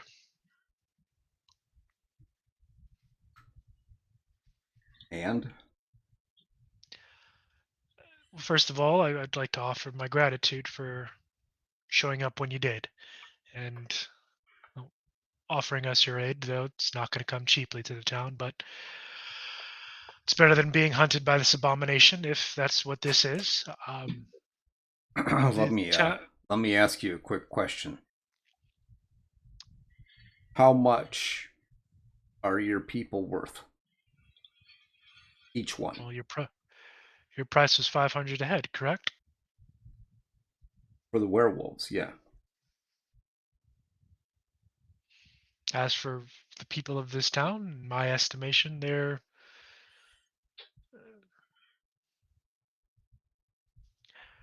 priceless. It's my job to protect them. Good. It was a rhetorical question. Yeah. So I thought I said everybody in their homes. Everyone is. What you And expected he the town kind of looks at the 5 guys in front of him. pointedly. What the good Witcher is trying to say is that includes you and your guards. We can't take risk that any of you are involved. Unless you would like to take my place as bait.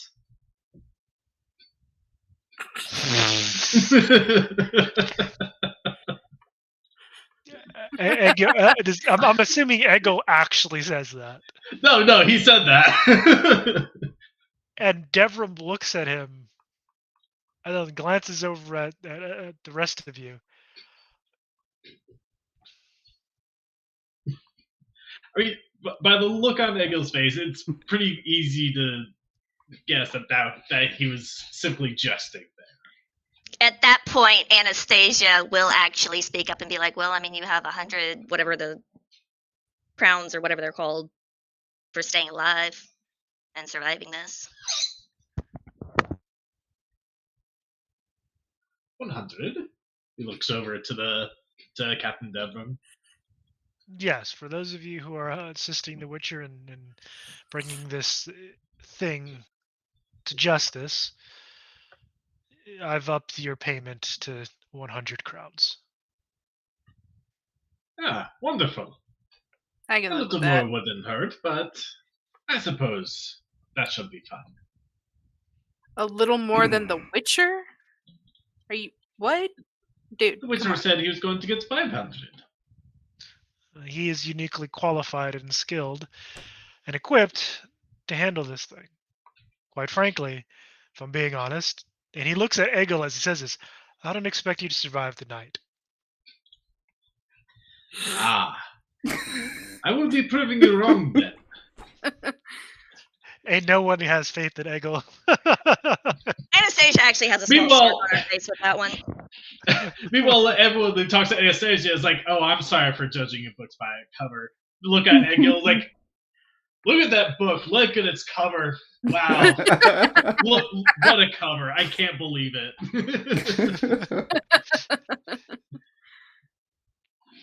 And speaking of Anastasia, Devram kind of turns to her. Miss, if you would like any one of we can house you in the inn for your safety. She's actually going to use Athen's mirror and make a mirror image of herself right in front of him. Oh. And actually, it's going to be. What did she? Oh, how do I roll this? You should be able to. Yep, there you go. Click on skill. 1d10 illusory copies. Oh, that's pretty cool. All right, so you have 10. Oh no, 28 is a roll. Okay, 1d10 illusory copies. Current action, but they cannot move 10 meters. Okay, so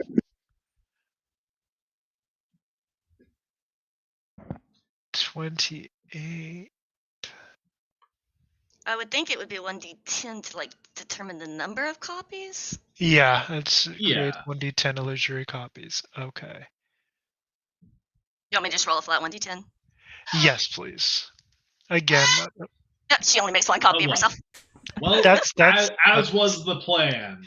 that's actually fine because that's more than enough to his jaw if it could hit the floor it would. And he like like everyone's so stunned that the other guards draw their weapons. She just looks at him and goes, "Just put it away. If I wanted to kill your asses, I would have done it already. I'm here to help." And he kind of nods, and his face is pale and everything. And they sheathe their weapons, and he looks from you, Anastasia. Like he's more impressed with you now at this point than the Witcher and everybody else. I'll tell the men to we'll secure the gates, and we'll stay there. I'll have my men just strong point the 2 gates leading into the city. And he kind of walks off, and you can hear him issuing orders for the men to again make sure that all the torches around the town are lit, and to gather around the gates.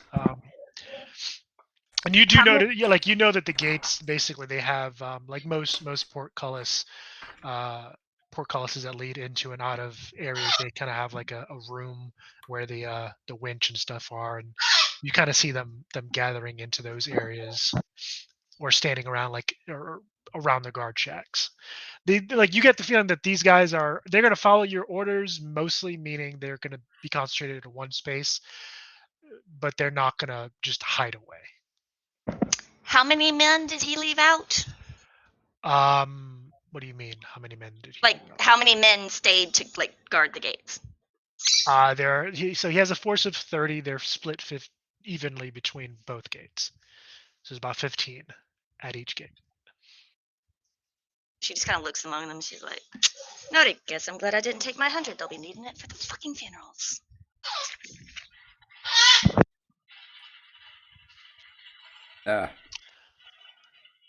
Werewolf won't. If it's just one, it's not going to attack a group like that. They are smart, not like dogs. Yeah, that they are. They're actually fairly intelligent individuals. That's why that he looks at Egil again. He's like, "That's why we have him for bait." So I'd like to point out to the audience, it went from Alara, now it's just Egil's the bait. Hopefully Egil can move quickly. All right, so again, it is well. now. I mean, the honesty piece to it is if this thing is like out hunting, stalking its prey. I mean, it's probably going to go for the weakest appearing prey.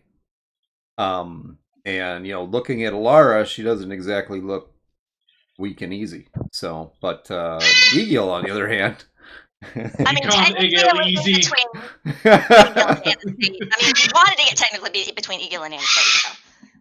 no, because it'll be able to tell that there's something different about you. Probably. I mean, I'm just they getting are that smart. that the theme of this entire session has been judging books by covers. Yeah. Everyone's doing it. I mean, It's like first the guards, now the werewolf.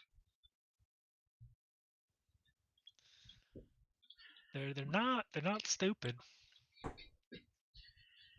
I don't think judging a book by its cover is the most intelligent thing, but Well, why don't you just walk on over there in those shadows quick? Stick to the alleys. I think you'll be all right there.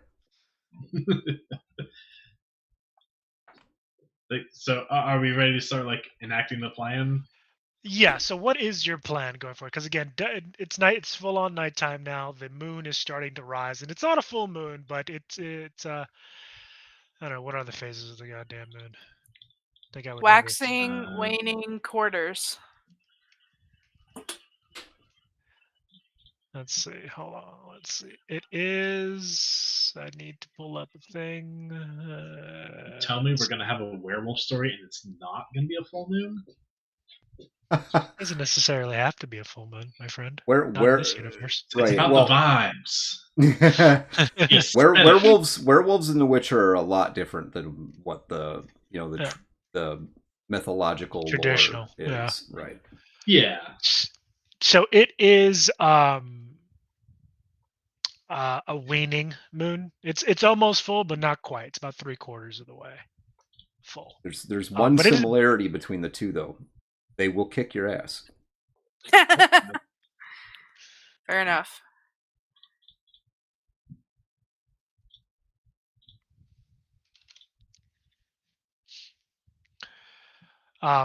So yeah, the moon's risen. It's about 3/4 full, and it's bright. It's not a full moon, but it's bright and maybe even unusually so. Um,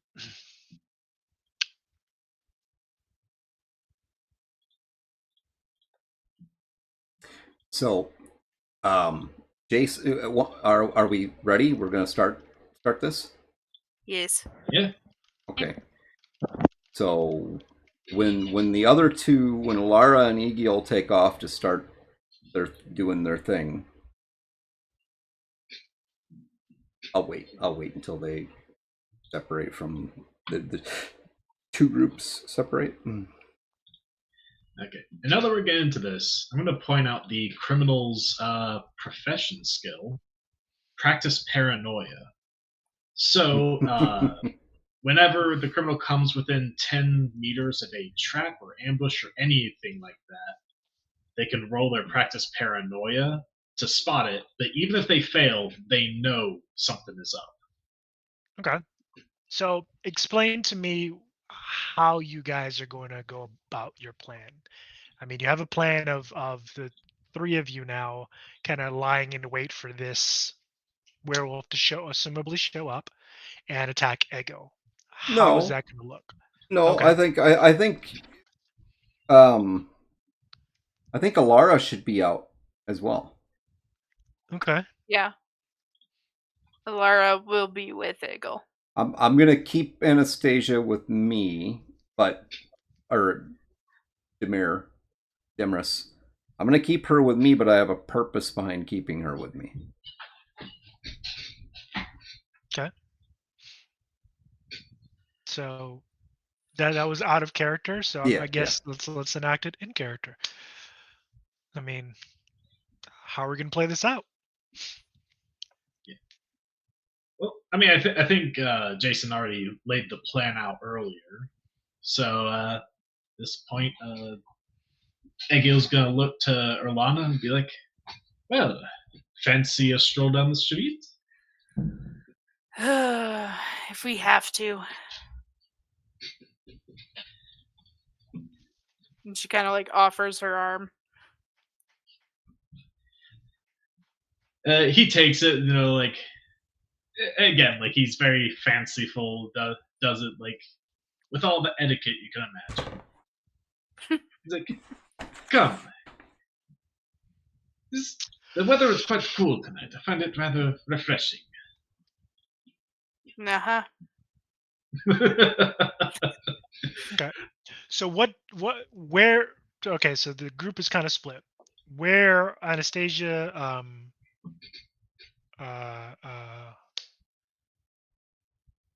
Jason, where are you guys at? My plan is to just kind of trail along, trying to keep those two within our sight, but stay far enough back that we're not like obviously right there with them or anything like that. Okay. I just want to have a good idea of where they are. And go ahead. well, and as well, hopefully Anastasia is right there with me. Jason's kind of talk to her for a little bit, and he pulls two things out of his pack and hands them to her. One of them looks like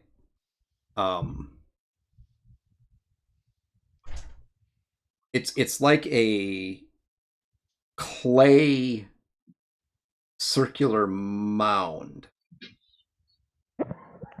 So like a small cannonball is kind of what it looks like. It's called a moon dust bomb. And he hands that to her. And explains it to her. When we get this thing engaged, so when I engage this thing, you throw the bomb at its feet.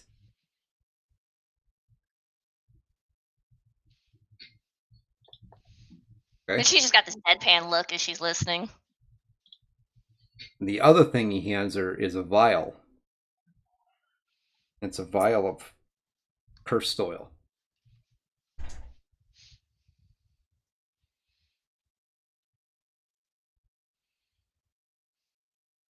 Is he going to explain what that cursed oil is? Well, And this is primarily for the audience, not necessarily for Anastasia, because I'm assuming her character will probably know what this stuff is. yeah, it's Considering she's a magic user. both of these items basically negate the werewolf's regeneration.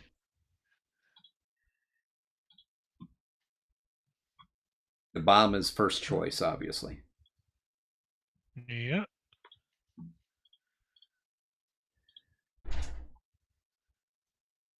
Just in case you miss with the bomb, you got the cursed oil. All right. And I believe the duration for the bomb and cursed oil, let me go. Like 30 minutes, I think it is. 30 minutes? Okay, Mhm. so basically the entirety of a fight. All right, Yeah. cool. Thank you, Greg, for that, because it's easier for you to flip through that shit than it is me. Even though I have the stats pulled up for the werewolf. Okay, so you guys... Go ahead. How many rounds has it been equivalently at this point? Oh, that'll happen when combat. You guys haven't earned. No, I need to know because of the illusion, whether it's still there or not, because it only technically lasts like 2 rounds. Oh no, it's gone. It's gone. Okay. I basically kind of took some liberties. I assumed after the shock and awe, you kind of dismissed it. Yeah, don't worry about that. So basically, you guys are essentially circling the town and kind of strolling through the streets and alleyways, a good distance apart, but enough that you can kind of keep each group in sight, waiting, waiting to see what happens. Okay. All right, we're gonna go to Egil and Erlara. The two of you, give me an awareness check, please. All right. Awareness. How do I make that happen? You go Like, to do your I just sheet. click on it? Yeah, just click on the skill name. Yep. Okay, And do you should- that, and it does nothing. You should have some little boxes pop up. It'll ask you for like modifiers before rolling. Yep. Do you see that? Yep. No. Really? So I can check mark it. Oh, click on the name. Yeah, I'm clicking on it. It's Clicking not on it coming up. is check marking the box to the right. No, like I'm clicking on the name. What are you clicking on? Do you by chance have Intelligence. Under intelligence, awareness. Do you by chance have a pop-up blocker on? Yeah, that might be blocked. Yeah. Maybe. Because I I've don't had think issues where I've had so. a pop-up blocker on and it won't allow me to do. But I can do an attack. Because I tested that. I couldn't get the... It should be. You could always roll it manually, like add your intelligence plus whatever your awareness is plus a d10. Mm. Yeah, I may just have to do that. Hey guys, we've hit the technical difficulties section of the stream. Hey, I'm glad we could squeeze this one in. We weren't sure if it was going to happen or not.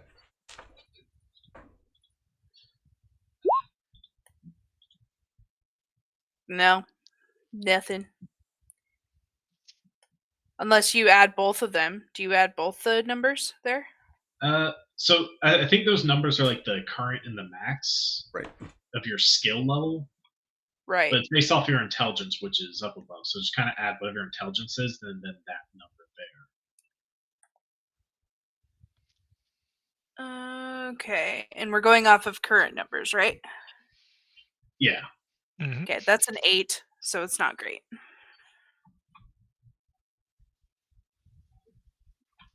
And Okay. Ego got a 17. All right. So, Alara, again, the moon is bright. It's in there's tons of lighting kind of going on. Torches lit and things like that. The guards did make a very good effort to brighten up the town and make sure everything is kind of as lit as possible. So, no surprises. But you're focused on kind of just the 3 foot area around you, which ironically enough happens to be an alleyway. You guys are crossing kind of over from one street to another, and you decided to kind of take a turn down an alleyway. Egil, your eyesight is a bit better. Could be your gross elven heritage. Giving you a Wow. leg up. Look, man, nobody likes elves in this world. They get shit think on all they're- the time. The thing is that mages and witches are supposed to have a far worse reputation than elves, but Oh no, you've no. made your biases clear here, man. I mean, witchers do have a pretty bad reputation. They have arguably a worse reputation, but people need them, and people are afraid of them. People, Well, there's a pact. There's a pact Yeah. between witchers and humanity. So, yeah, witchers are the defenders, and right. even if they're the heroes that we need, not the ones that we want, essentially. Yeah, but the reason they're ostracized is because people forgot that. Yeah, people did forget that. But everyone hates elves because elves were actually, if I'm remembering correctly, elves were not actually nice back in the day. Pretty sure they enslaved Not humanity. nice. But Have you looked at could our be Witcher? wrong. I'm the picture of nice. Witches are just assholes by nature. I'm pretty sure there's a chart in the book that tells you like how hated each like kind of race and type of person is, and elves are definitely not the worst on that list. I'll tell you now. No, witchers Ma- are definitely. Yeah, mages are actually more hated than elves are, but But they're Elves also are middle feared. of the road. Mages are feared and to a degree respected in certain circles because of what they bring to the table. Be that as it may, your elf genes decide to work in your favor, and you notice that there's a spot along the top of the wall. The torches are not lit. There's a dead spot. About go check we'll say out the about dead spot.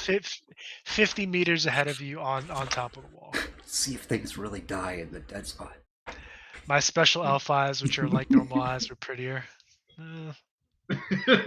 So it's something only your mother would say. Oh. I would say Egil is a pretty good-looking guy, but so he sees that like spot where the torch has gone out, and based on the fact that the captain and his men probably went through everywhere, it would seem strange that a torch would go out. Yeah. But he's gonna like softly whisper to Erlana, make it sound like, because right now they're like arm in arm. One might think that's a man and a woman enjoying a moonlight stroll. But And he's as gonna you're make going sure. there, Jason, Anastasia, if you guys want to make a awareness check as well to see if you notice that, go ahead. But continue. But he's gonna softly whisper to her, like, I see one of the torches has gone out. Rather suspicious, no? We're both very perceptive. Good goddamn. Yeah, you both noticed that shit. Yeah, I've got a pretty decent modifier for it. So. Yeah, you guys noticed that one for sure. Alara kind of looks up at the ones that are missed, and she kind of just looks over at Eagle and just says, "Hopefully, that's just the guards forgot to light that one. Otherwise, yeah, I don't like how that looks." Well, this would be quite an opportune time to look very open and vulnerable to any would-be attacker, would it not? Pretty much suggesting that they make themselves look vulnerable, that if the werewolf is hiding there, that this would be the moment that it would want to strike. Okay. Oh boy. So, He's pretty brave for an egghead. Jason, Anastasia, how far back are you from these two? I would, like I said, we don't want to be, we definitely don't want it to appear like, I don't want it to appear from Jason's standpoint. He doesn't want it to appear as though he's with them. Okay. But definitely. So how far back in meters are we talking? I don't know if, well, no more than maybe 30 at most. 30 minutes? 30, 40 maybe. Yeah. Close enough that, I mean, if something happens, that they can close the distance relatively quickly. Okay. Considering that they're probably going to be the ones that get attacked, which is okay with Jason. Alara, Egil, go ahead and roll me an awareness check, please. All right. This time I got a 14. Okay. It is a 15. 15. Okay.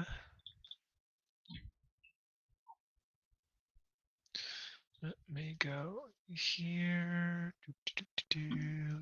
And let me know if I ever need to make my practice paranoia roll if it ever gets close enough. And Alright. Alara kind of replies to Egil and says, "Really? What do you have in mind exactly?" I will allow you to roll that practice paranoia, my friend. All right. Roll skill. I have a skill level of 4. And that is a. These. Okay, I just want to say on roll 20, when you roll something, it's black text on the dark purple background. So it is like every time I have to like look at it and be like, what's that say? It's so hard to read. It's pretty bad. That is a 16. Okay. So let's see here. So for those listening, practice paranoia is the notable skill that a criminal can use. Basically, what it is, it's whether they're an assassin, a thief, a counterfeiter, or a smuggler, criminals all share practice paranoia that keeps them out of trouble. Whenever a criminal comes within 10 meters of a trap, includes your typical traps, ambushes, and whatnot, so they immediately make a roll, and they can kind of spot the trap or the ambush. All right, so Egil, or Lara, you guys roll me initiative. Now, in The Witcher, you can actually do one roll for the whole party. It's called a kind of a leadership role. So how we do that? Let me scoot my happy little ass over to that section because I can't remember. So is that like an alternative to like everyone rolling to individual initiatives? Yes. Well, and we didn't really determine a leader of the group, but essentially the leader of the group rolls initiative, and then that's everybody's initiative. Yeah, you can basically the party leader will roll initiative for that party, and then basically they'll add that roll to your reflex stat, and that'll be kind of everyone. So that'll be the initiative. Ow, my knee.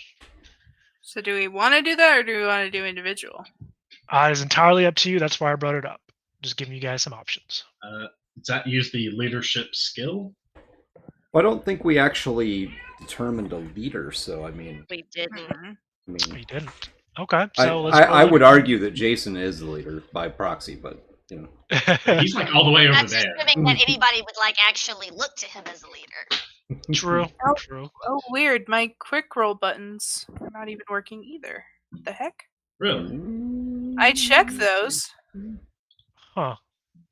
Yeah, my attack roll goes, Okay. That's But- weird. not Uh, my initiative. Huh. Well, I mean, I guess you could just roll simply a d10 plus a reflex. Mhm. Plus Speaking of, I got a 17. Okay, 17. Let's get a Just ignore when I turn. was playing with it. Let's get a turn order up real quick. Let's see. That's not great. Uh, CX. 6. Okay. There go.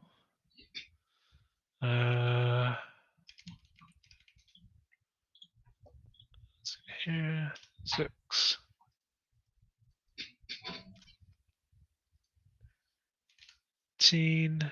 Okay. And let's do this real quick.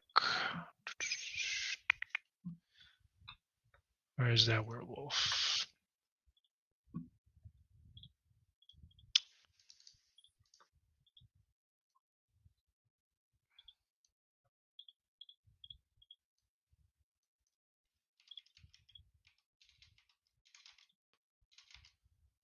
All right.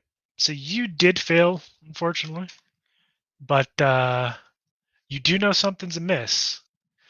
And so to paint the picture for you, Eggle, the kind of the short hairs on the back of your neck stand out. You don't see anything. You know nothing stands out too much for you aside from again the darkened spot. But you feel like you definitely feel like you're being watched. You know something has its eyes on you, and that lizard brain kind of in the back of your elf head is knows when it's basically that thing that tells you, hey, some's looking at you with a great deal of malice, and almost as though stepping out of the shadows is almost it's like growing out of it. This is kind of literally 7.5 foot tall, salivating werewolf just emerges from the darkness. Its lips drawn back. You could see these like finger long canines, um, and it's staring right at you. Do we all see this? Or just With Eagle? no, everyone sees that. I mean, with y'all's awareness rolls, you can see this happening. This is So- all kind of happening in real time. So Jason whispers to Anastasia, "See, I told you."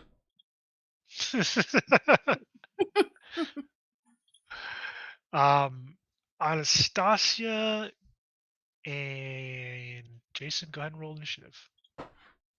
You've now seen this thing. So Egil was like talking to Erlana about like what they should do to lure her out. And he sees that and he's like, "We should go."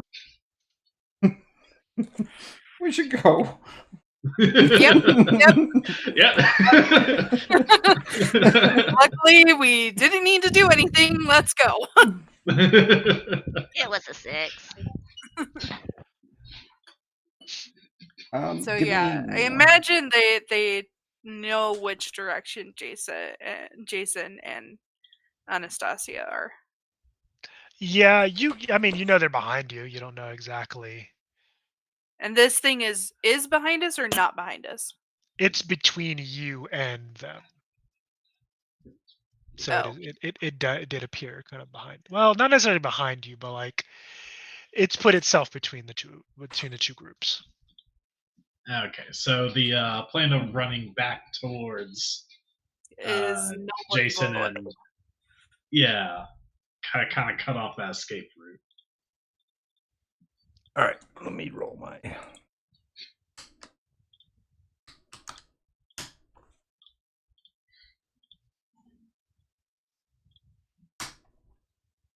$20. So fast. Okay. Well, so you and the werewolf are going foist. You're actually up first, my friend. Oh, all right. Perfect. Good deal. All right. So,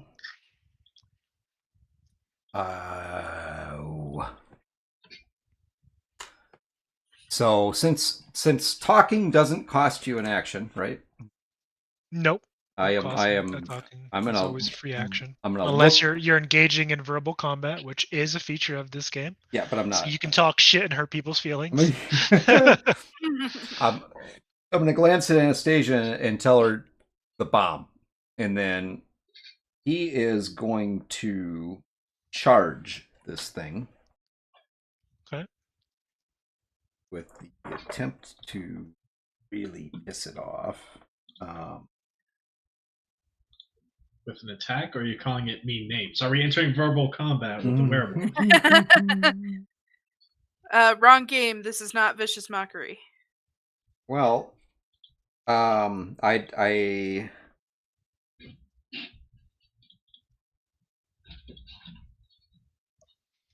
okay, so I have to draw my weapons. So, all right.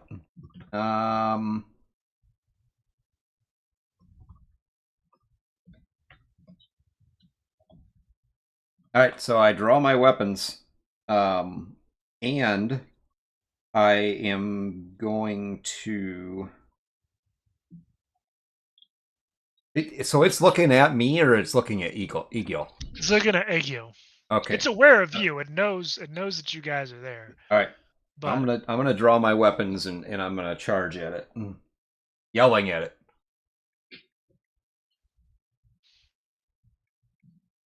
okay. You ugly flea-ridden mutt! I don't know if that'll And work or not. it kind of turns its head to you.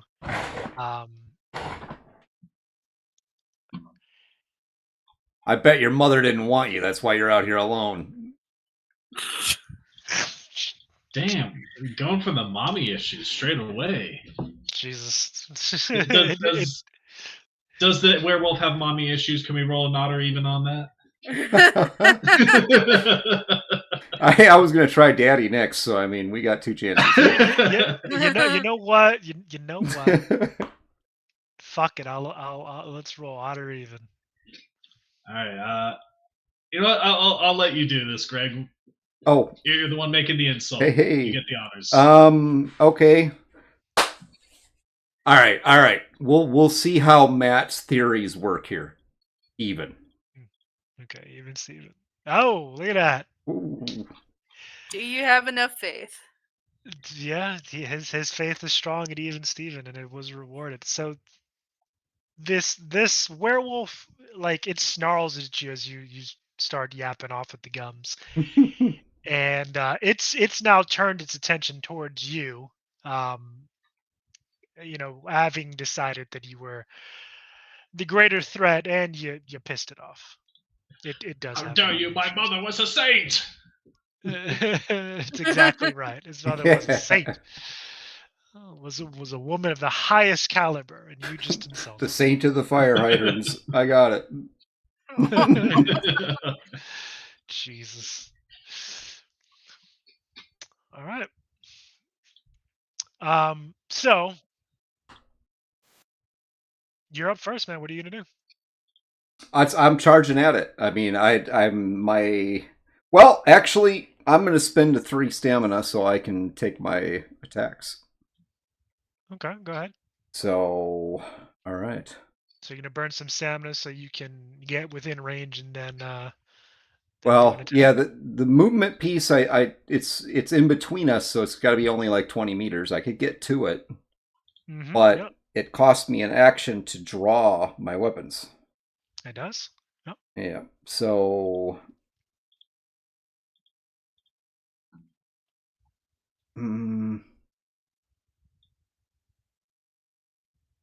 yeah, and I think that would burn my action, and then so I would have to burn 3 stamina to take an additional action. Mm-hmm. So I will do that. I'll burn the 3 stamina. Okay. Yep, I'll do Build that. what for, eh? I am going to do that. I am going to see if I can give it a really good reason to keep its attention on me. So first is the silver sword.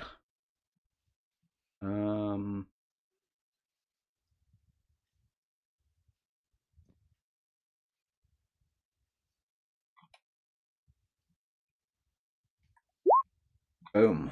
Okay. And that's a 20. It's 20 damage. Okay. Oh, yeah, 20 damage. I think That's you need to choose what type of attack it was was. first strike. So it's a fast strike. Okay. Yeah, so I get 2 fast strikes. So Yep. random. Okay. Second attack will be also random. There we are. Okay. Let's see. Holy crap, a 28 and a 38.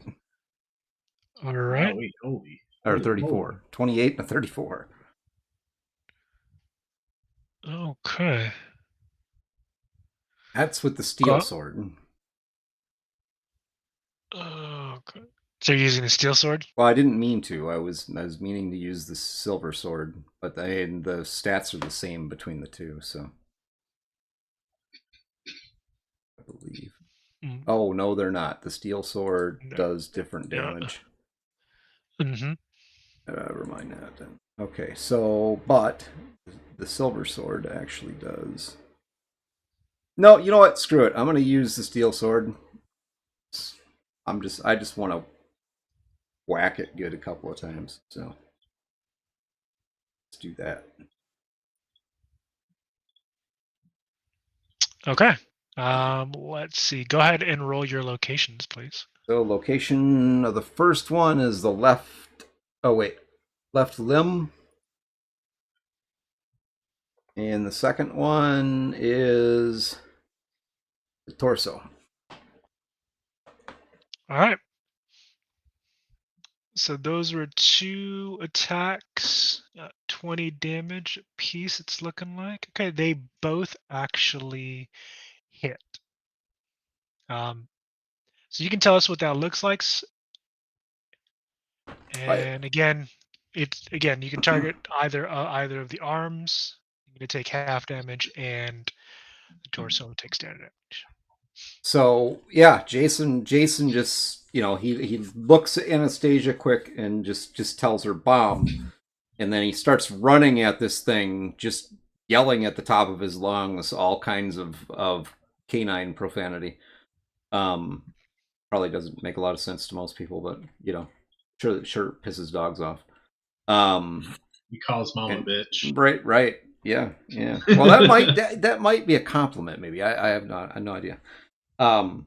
And yeah, he gets up on this thing and just they're not necessarily like power attacks, but he just first swing just slices into its right arm, and then the back swing because he comes full across and then back, and the back swing actually catches it right across the chest, and just blood and hair and some skin just go flying.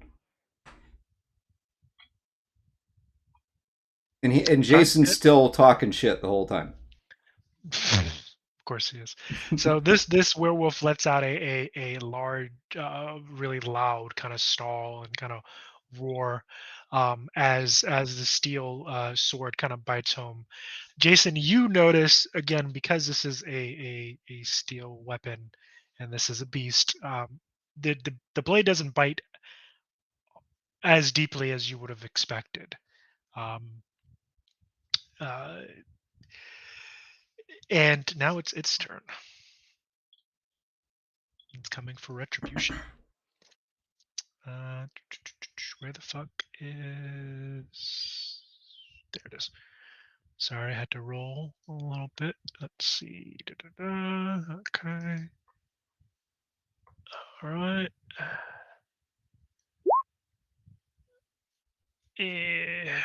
That was a fumble. Okay, so the first one was a critical fumble on this thing's part, and a 14. Do either of those hit? Um.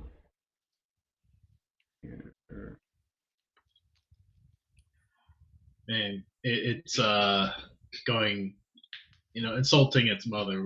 I think really had Yeah, a great effect on it. it must have, because that was good. Frankly, I think that might be the most important play of the entire session right there.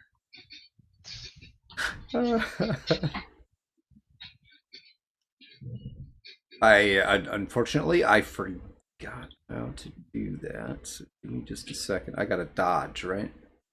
Yeah, you can dodge. You can parry. You can reposition using You can athletics. reposition. Yep.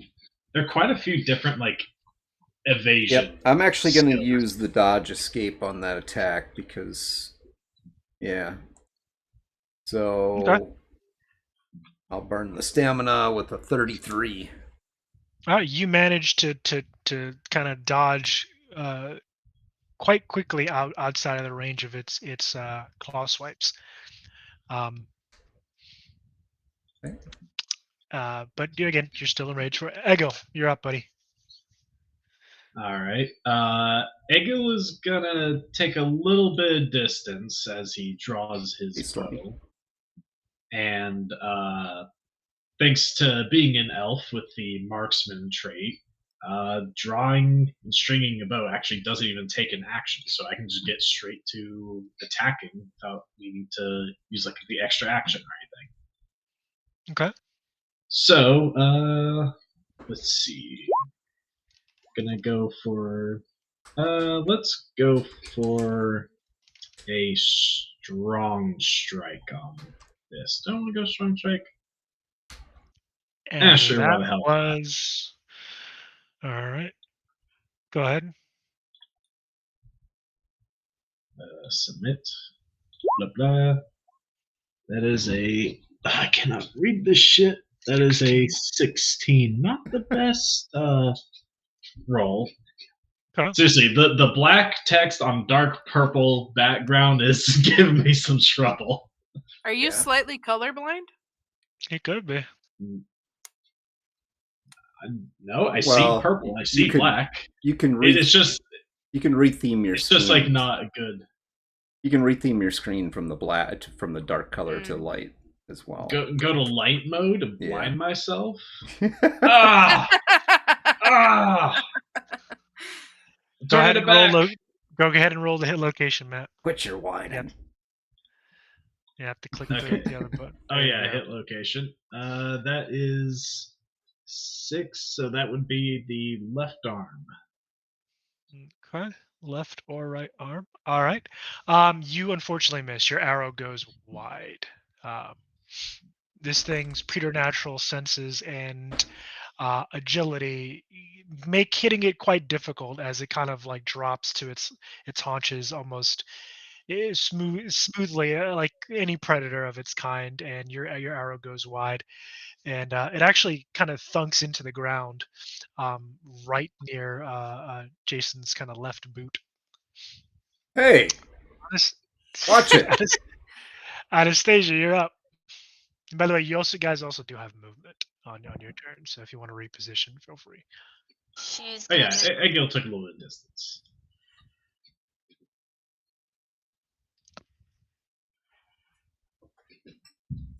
Anastasia, what are you gonna do? Gonna get close enough and I guess throw the bomb.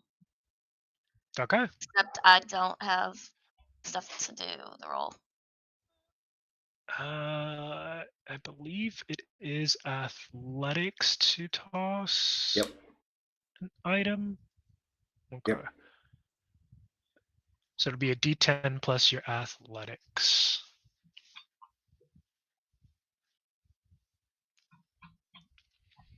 Oh my. Just a basic roll? No, you just click the athletics. I did. That's what came up as basic roll, joint attack, single strike, reposition. I think basic roll. Basic roll's fine, yeah. 24. Oh yeah. You. If that was a basketball hoop, that would have been all nothing but net. That shit was dead on. Nice. You can describe what that looks like.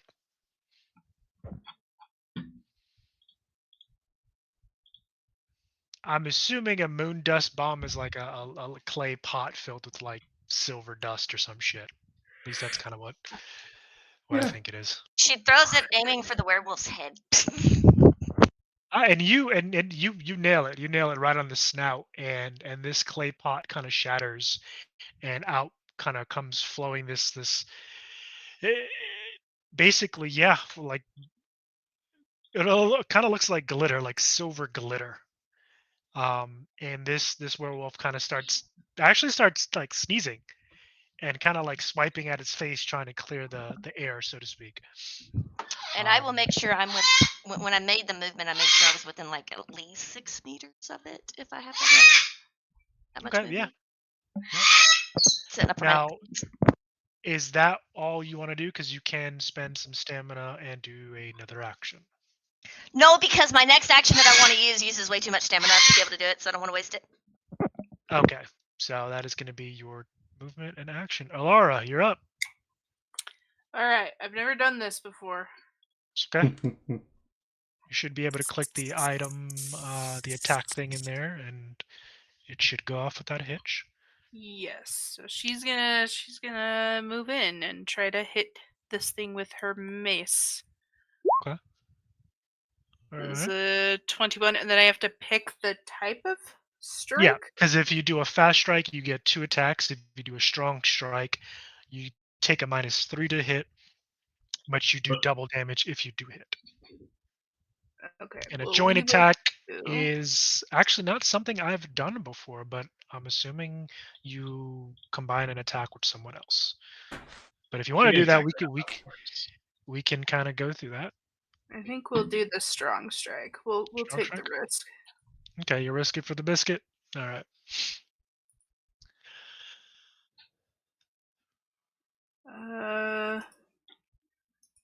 It's asking me to pick a target location.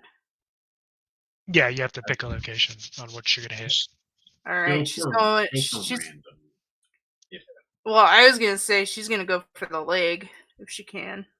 Okay, yeah, you can. No, you can pick that as a location. Okay, Is so it that's 8. 8? Oof. Probably Wait, not. see, I'm looking into the roll. It says 1d10 plus undefined for the skill. For what? Did I do that wrong? Now, I think you might have like a value missing somewhere because I'm looking at the Yeah, let me look at the your roll breakdown. See an undefined, so maybe I think the weapon Yeah. maybe doesn't have like the what skill it uses set. Yeah, hold on. Hmm. Let's go. Where is your gear? Got it. Your inventory. Your mace. Medium one-handed melee. Nope, the used skill is melee.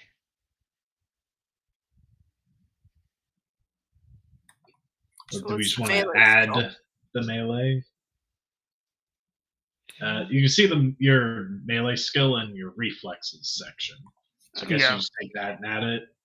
So for you, in your case, that would be 8. It's a 12. all right. Okay. It's 12. Let's see. This is. Hold on.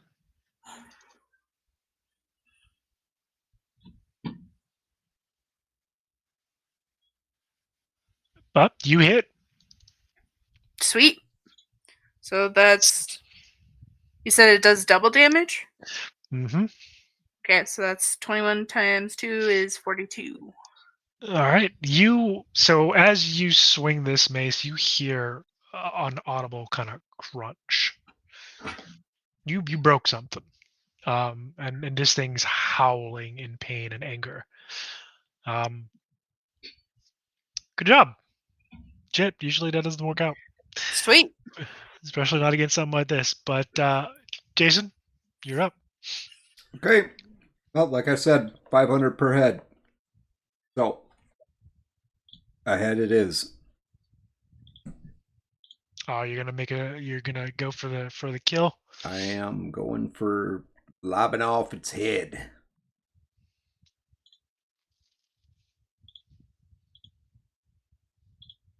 On a big strike.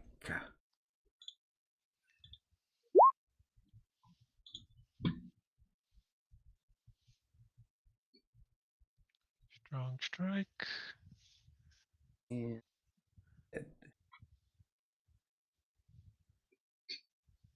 that is a 28. Da. Good god damn. He only did 7 damage, though. All right, let's see. Well, 14 because it's a strong. Yeah. Yeah. All So- right, so that's a 28. It's a 17. All right, yeah, you're gonna connect with that. Okay. And then that didn't kill it. Nope. All right. It's bloodied. I'm going to hack at it again, minus my 3 stamina. Okay. It's So- bloodied for sure. Same thing. Okay. Uh, And yeah, if you're doing a strong strike to the or to any attacks that land to the head, will do triple damage. I believe. Oh. that one's a 25. Okay. All right. Yeah, that does it. Takes its head. You can describe what that looks like. Well, Jason starts literally hacking at this thing's neck. And the first swing takes a good bite, but doesn't actually take the head off. So it's still basically alive. So he kind of, blood splatters everywhere, like hits him in the face, and he's like, pfft. And he looks and he sees it still standing. So then he swings again to finally take its head off. Okay, and all of you kind of see this thing's head go kind of tumbling through the air. Everyone give me an awareness check. All right. I got a 14. 37. 19. Okay. Mine was an at 10. Holy. That is a 16 net 10. Okay. Anastasia, Alara, and Jason, you see a pair of werewolves leap off of a nearby building at the group. Jason, they're coming for you. I was gonna say that was too easy. Both of them are coming for you.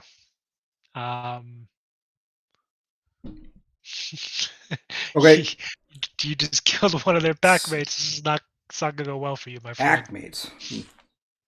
All right, so then how are we gonna do this? Because we're not leaving combat and then going back into combat. We're staying in combat. No, you're staying in combat.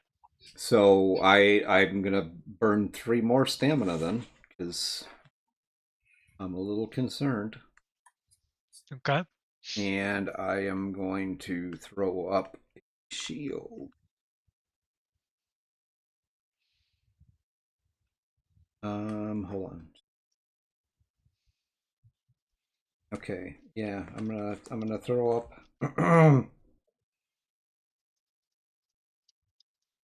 Yeah. Quinn creates a shield with 5 health points per point of stamina spent to protect you. So I can choose whether the shield takes the damage or not. And it lasts for 10 rounds or until exhausted. So I am going to burn 6 stamina, so I have a shield with 15 hit points.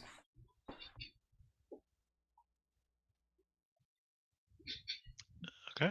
Wait, is it 5 per per point of per stamina. point of stamina. Yep.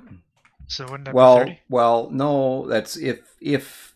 But I'm assuming that I'm taking an additional attack. I'm taking an additional action, which actually is the first one. Okay, wait. So I'm only spending 4, so I would be. Okay.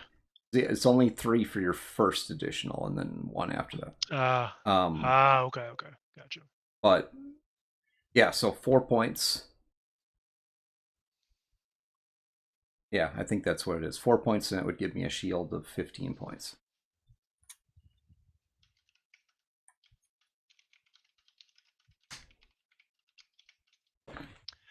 All right, so they're gonna land near you, and they're gonna start swinging. I kind of figured they would. La, la, la, la, la, la. I think you were gonna let me get by with that. No. All right. That is, let's see, hit 18.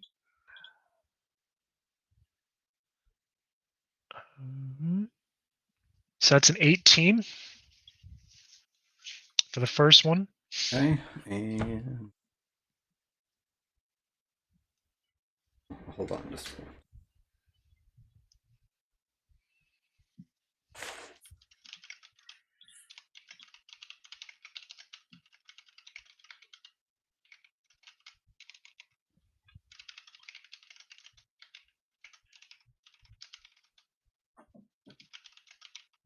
Okay. So I will roll my dodge escape.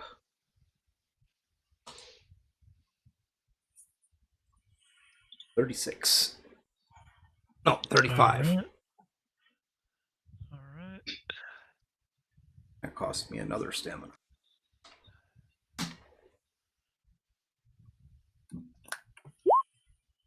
Okay, that one's going to miss. I already know that. Now the other one's going to go.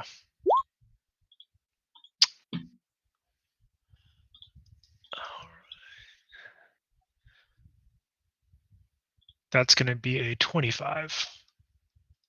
Okay, and I dodge that, I think. Well, 41, I think I dodged that. Yes. Jesus. Hey, you created this character, man. I did. I think I made it way too fucking strong. And that is a 22. Oh, another attack? Okay. Yep. Yeah. Oh, These what the? particular attacks have a rate of fire of 2. One more time. What's that? A 33. Okay. Almost. You almost hit me. Yeah. Yeah, you dodged. Okay. All right. Ego, you're up, buddy. All right. So, gonna go shoot some arrows at one of the werewolves that was attacking Jason. So, gonna go for single strike this time around.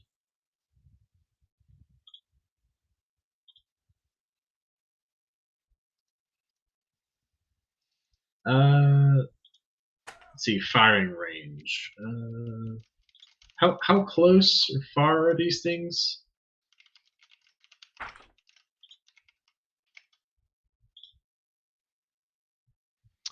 I mean, considering they're between you and they're between where you guys were initially, they're probably about 20 meters from you. 20 meters? Okay, so that's considered close. And random target location. That is a 24. And that'll be going at the left leg. Or is this considered a humanoid or a monster? Because it's kind of like werewolves are kind of humanoid in shape. I'm pretty sure it's a monster. Okay, left Oh, limb yeah. then. Yeah. 11 damage. All right. That's a miss. A miss. 24. Okay. Then I'm gonna do extra action for another shot. Okay.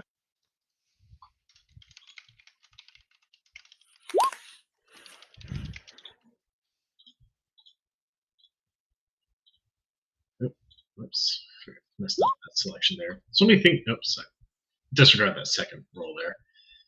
Okay. Wants you to put in so many things. Yeah, it's a crunchy system for anyone who hasn't played. Mhm. Okay, that one is a 22. All right. And that'll be for 18 damage at its torso. Okay, that's actually gonna hit. All right, so your arrow slams home, but they seem to be kind of ignoring you at this point. It's better than Anastasia, you're up. They love me. What can I say? She is going to Earthen Spike whichever one's closest to her. That would be the one that didn't get hit with the arrow. Okay, so basically, Jason is kind of sandwiched between these two things, these two beasts. All right, angle spike 6 meters. Casts the spike does 5d6 damage and finish.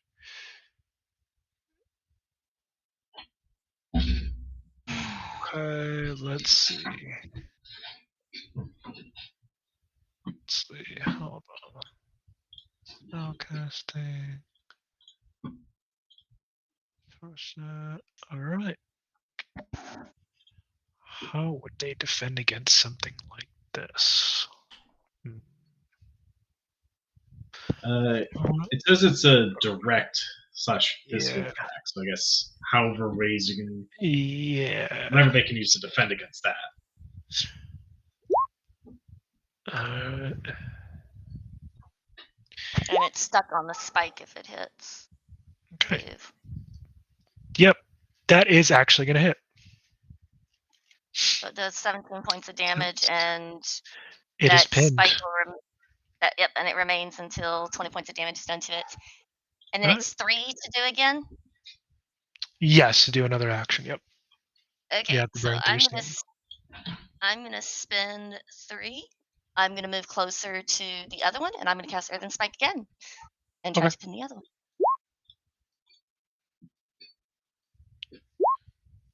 And that is 33 for the right limb. All right. Yep, that one hits as well. So both of these enemies are now pinned. They're still in striking distance for Jason, though. And depending on how close you got Anastasia as well. So keep that in mind. She basically Laura. needs to be within 6 meters of them. I think 6 meters. Okay. Let's.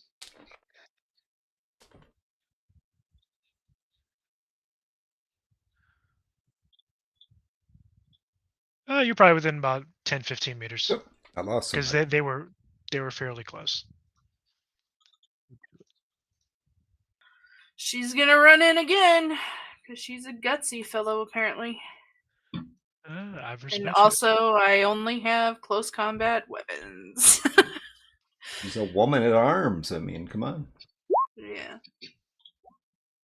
Okay. Double sixes. So fast strike, you take another one. Mm-hmm. Yeah.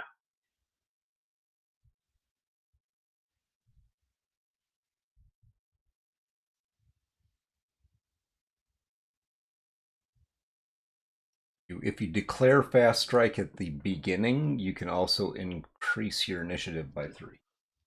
Yeah. Yeah, I think in this system, each round initiative is rolled. Again, I think they kind of took that from 2020.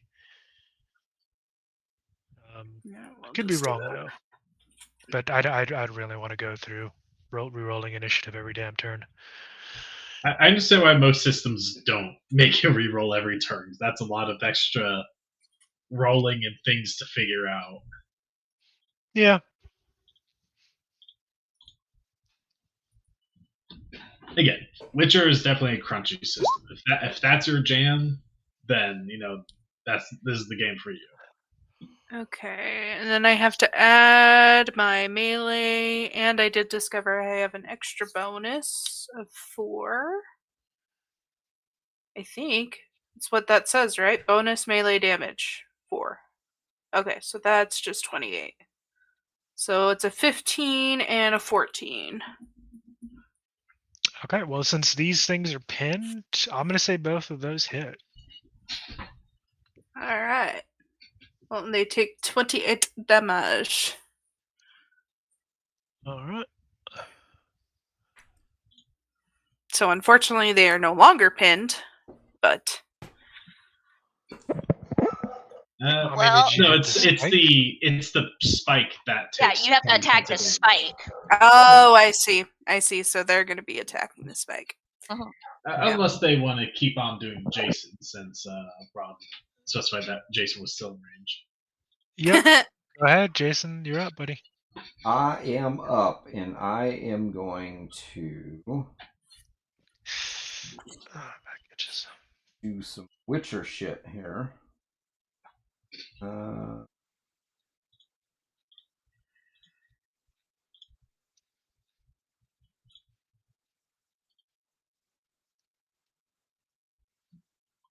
Okay, there we go. Do that Witcher shit, man.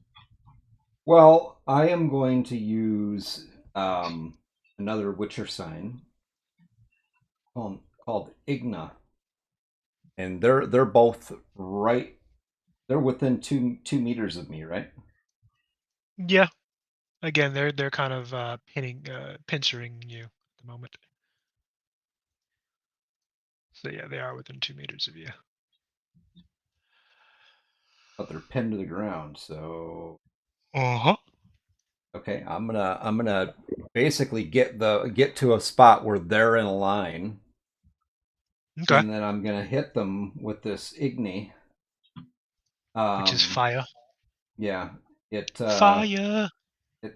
it throws out a wave of sparks and fire, which does d6 damage per stamina point spent, and has a 50% chance of lighting anything that it hits on fire. Fire always deals damage to the torso unless used at point blank range. When used at point blank range, Igna can be aimed at any body location. So I'm gonna fire this thing off, and I am going to make a big splash, and I'm gonna burn 10 stamina to make that 10d6 damage. Both of them.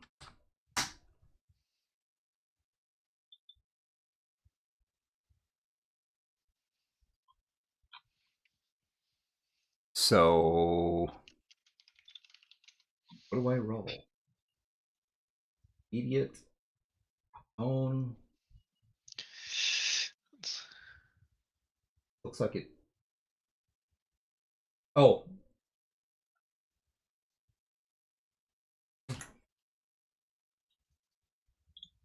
Mm-hmm.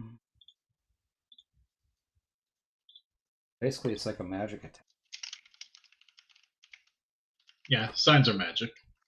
It's a very basic form of it. Mm-hmm.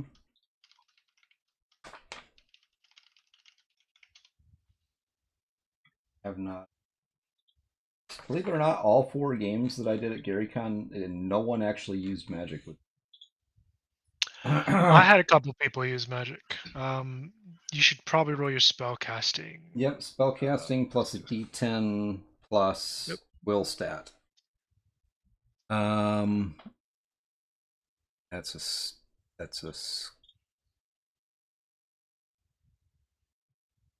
that listed on here. Yeah, it should be at the top of the sheet.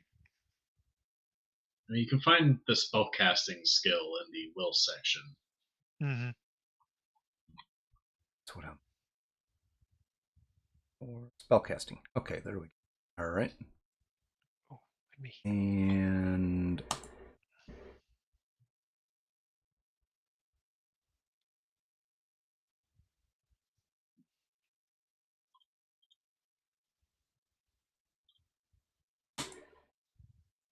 to 24. And can I throw some luck on that too? I'm sure if you want to. I only have 3 points, so I'm gonna throw all 3 luck points on that and make it a 27. All right. Let's see there. I think resist magic would be what's used here. 10. That's gonna be 65, 20. Okay. So that's gonna hit. And you said he used 10 stamina? Yep. So you're about out. Um I'm burning through it, but I guess that is 10d6 correct. worth of damage. Go ahead and roll your 10d6. And it's helping that these things are actually pinned. They gotta know where to go. 35. That is 35 points of damage. Okay. So the one so all right, so basically I'm gonna paint the picture for you.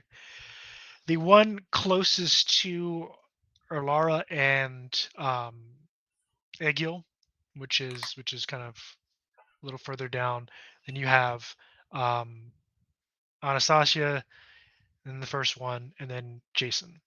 So Jason, that first one, you pretty much incinerate that guy. He's gone. There's nothing Except the left. head. Except the head. But except miraculously, the head is almost left. It's like a cartoon where like Yeah. you see like I'll just say do Tom from Tom and Jerry. Like fire, it hits him and it just singes all the hair off his body and his head is completely fine. I feel like that's what we just saw happen. Pretty much. Like his body is a charred mess, and as this torrent of flame is shooting out of Jason's hands, this thing is kind of howling to the heavens as it dies. The guy the werewolf behind it does get a little jacked up. He's singed and kind of burnt in places, but his buddy took the brunt of that one. This other werewolf is still alive, and barely, but still alive, and still very much a threat. And it's actually going to attack the spike. Let's see. We're gonna do a melee. See, for not being a very good team, we sure as shit work together well. All right, so that's you gonna just be. you just hear Alara in the back like cheering, like whooping and hollering. This is all going on. She's loving this. 17. All right, it goes. It breaks through that piece of stone, and it's still stuck through its leg, but it's gonna pounce at you, Jason. It's gonna burn some. Okay. It's got stamina of its own to burn. I did just burn a massive amount of my resources, so. All right. All right. So go ahead and roll for me. Okay. And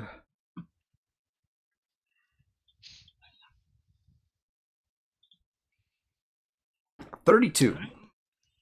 So as this thing pounces on you, it's you see this thing rear back, and it's gonna take a nice bite out of you for 16 damage. Okay. I did have my shield up, so I take Yep. 1 So I'm damage. assuming that's gonna take it's gonna take the brunt of it. However, we also have to roll a D100, and you are now bleeding.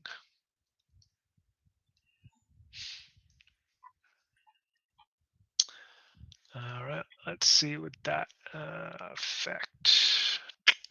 You are bleeding. Your wound opens a vein, causing horrible bleeding. You take 2 points of damage each turn until the bleeding is stopped. Ow. All right.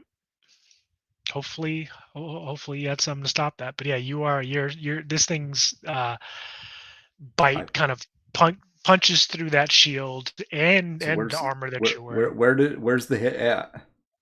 Your shoulder. Okay, and So it was, your arm essentially. but he's on fire, right? Oh, he's still on fire, yeah. Okay, so yeah,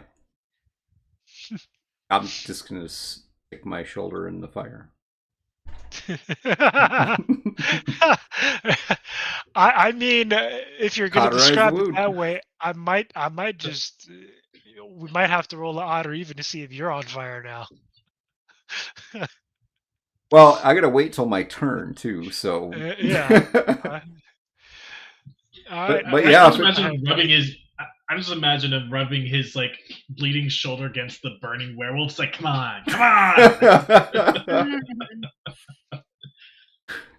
all right, Ego, you're up, buddy. All right. So sees that thing burning werewolf, the spikes sticking out of its leg, munching on Jason. Let's go for a strong strike. Man, my damage rolls are just not it today, huh? Nope.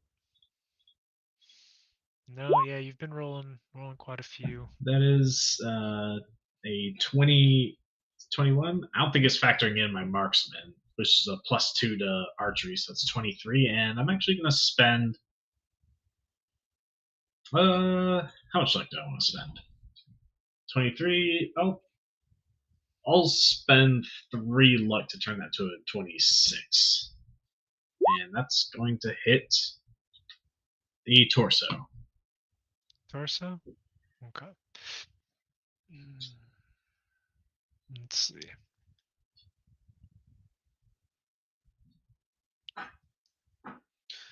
All right. Let's go ahead and roll this.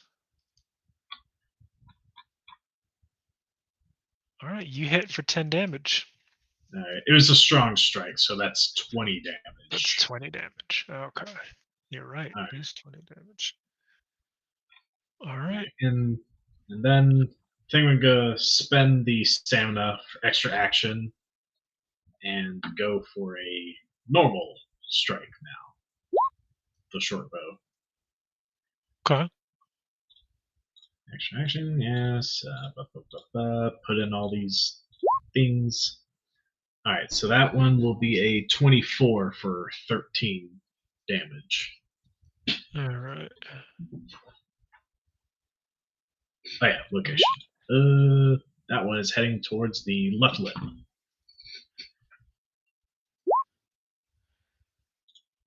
Let's see. That's a miss. Okay. All right. Anastasia, you're up. She gonna try to send another spike through the fucker. Oh, and through Jason, apparently. Uh-oh.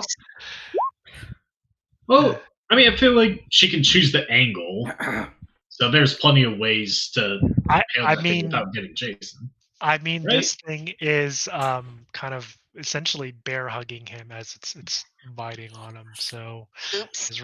there's really nowhere for this thing to go but through the both of them. Well, you know, oh, Witcher. no love at all.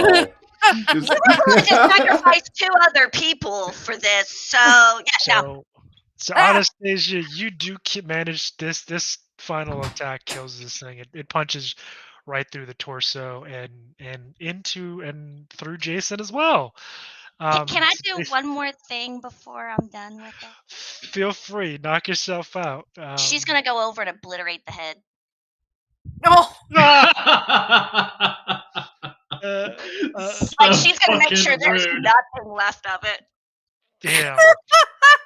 Well, hold on. There's one piece that we're missing here, because when these things die, they convert back. So, what do they look like? Well, Is it anybody we know? One of them is at least the body that is now kind of laying on you, Jason, that is impaled on the spike. Looks to be the body of a grown man. The other two, however, are definitely smaller. And we'll leave it at that.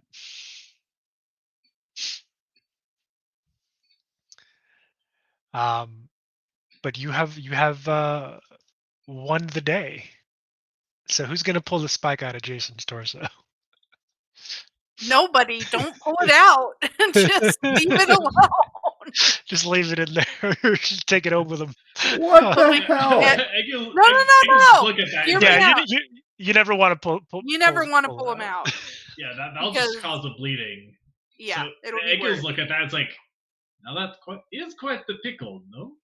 We should probably get you to the doctor. Except the spike is stuck in the ground. Yeah, someone's gonna have to break off a piece, and he's gonna have to walk around. Oh, God. My man can't win. Laura will try and help him out. So I'm assuming you're gonna use like your mace to kind of crack the Yeah. earth. Yeah. Okay. So I'm gonna say you do manage to like basically break off the chunk that's stuck inside. The ground. Well, no, like you break it off at a point that's kind of above the ground, like couple feet above the ground, and basically Jason is now walking around with an earthen spike, kind of like 2 feet sticking out of his gut, and 2 feet sticking out of his back. And all Jason has to say to Anastasia is, "You just cost me 400 crowns." And she's gonna look at him. She's gonna smile real sweet and just flip him off. And then Alara's like, but the body's still there. That's it's proof, for the. right? It's cost of the heads. But It said per head, and that's what's in the contract. we can negotiate. It's okay. It was 500. It's in the contract. It was 500 per head. And notice I said she cost me 400 crowns. So Except she's not getting paid. Right, but mages are also worth 100 crowns. No, she's walking away and leaving. Like she is literally leaving them. Oh, jeez. So the town guard, after they kind of stayed away. They followed your orders. They stayed away. But as things begin to quiet down, all this howling and snarling, clashing of weapons, and just general commotion of battle. I mean, Jason let off basically a flamethrower in this little alley. The town guard of Stony Brook comes up, and they kind of surround the scene, so to speak. And all the weapons are drawn. People are holding torches, there's spears, bowmen, the whole nine. And Devrim walks up, and he kind of sees the scene, and he sees the bodies, some of them headless.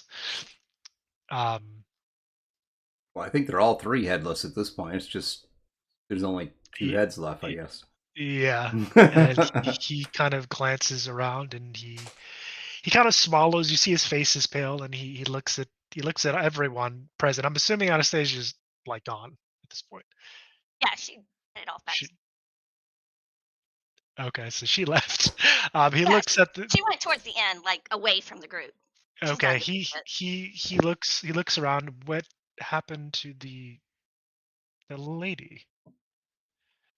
She is quite all right, and she decided to take her leave ahead of time. Okay, well, as long as They- we can they- have a lady of her reputation. They ate her, so we'll take her portion.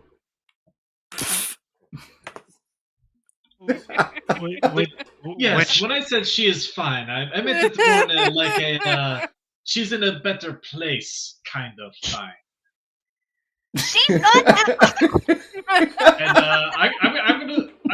And I'm just gonna roll some deceit for that. okay, go ahead and roll some deceit for that, buddy. That is an 18. You still Okay. have luck. You still have luck. So True. so I'll spend the last 2 of my luck. to Make turn that that into a 20. 20. So Devram kind of stares at you, Eggle, and he frowns. And one of his men speaks up from the back. It's like, "Sir, I saw her walking towards the inn." It was an And illusion. You didn't even no, The- you didn't see it. It's like, when you, like And the inn is a Devram now, very like, nice place. he goes from confused to like he's scowling at you, Eggle. The inn is a much better place than right here, I would say. The scenery here, he looks like the vibes, especially at the smaller ones, like it is quite grim, understandably so. Uh-huh. And he kind of reaches into his cloak and tosses a pouch at Eggle's feet. There's your money. He looks at Jason and he looks at the spike sticking out of his fucking chest. We should probably get you to the doctor so she can handle that, and we'll get you paid after that.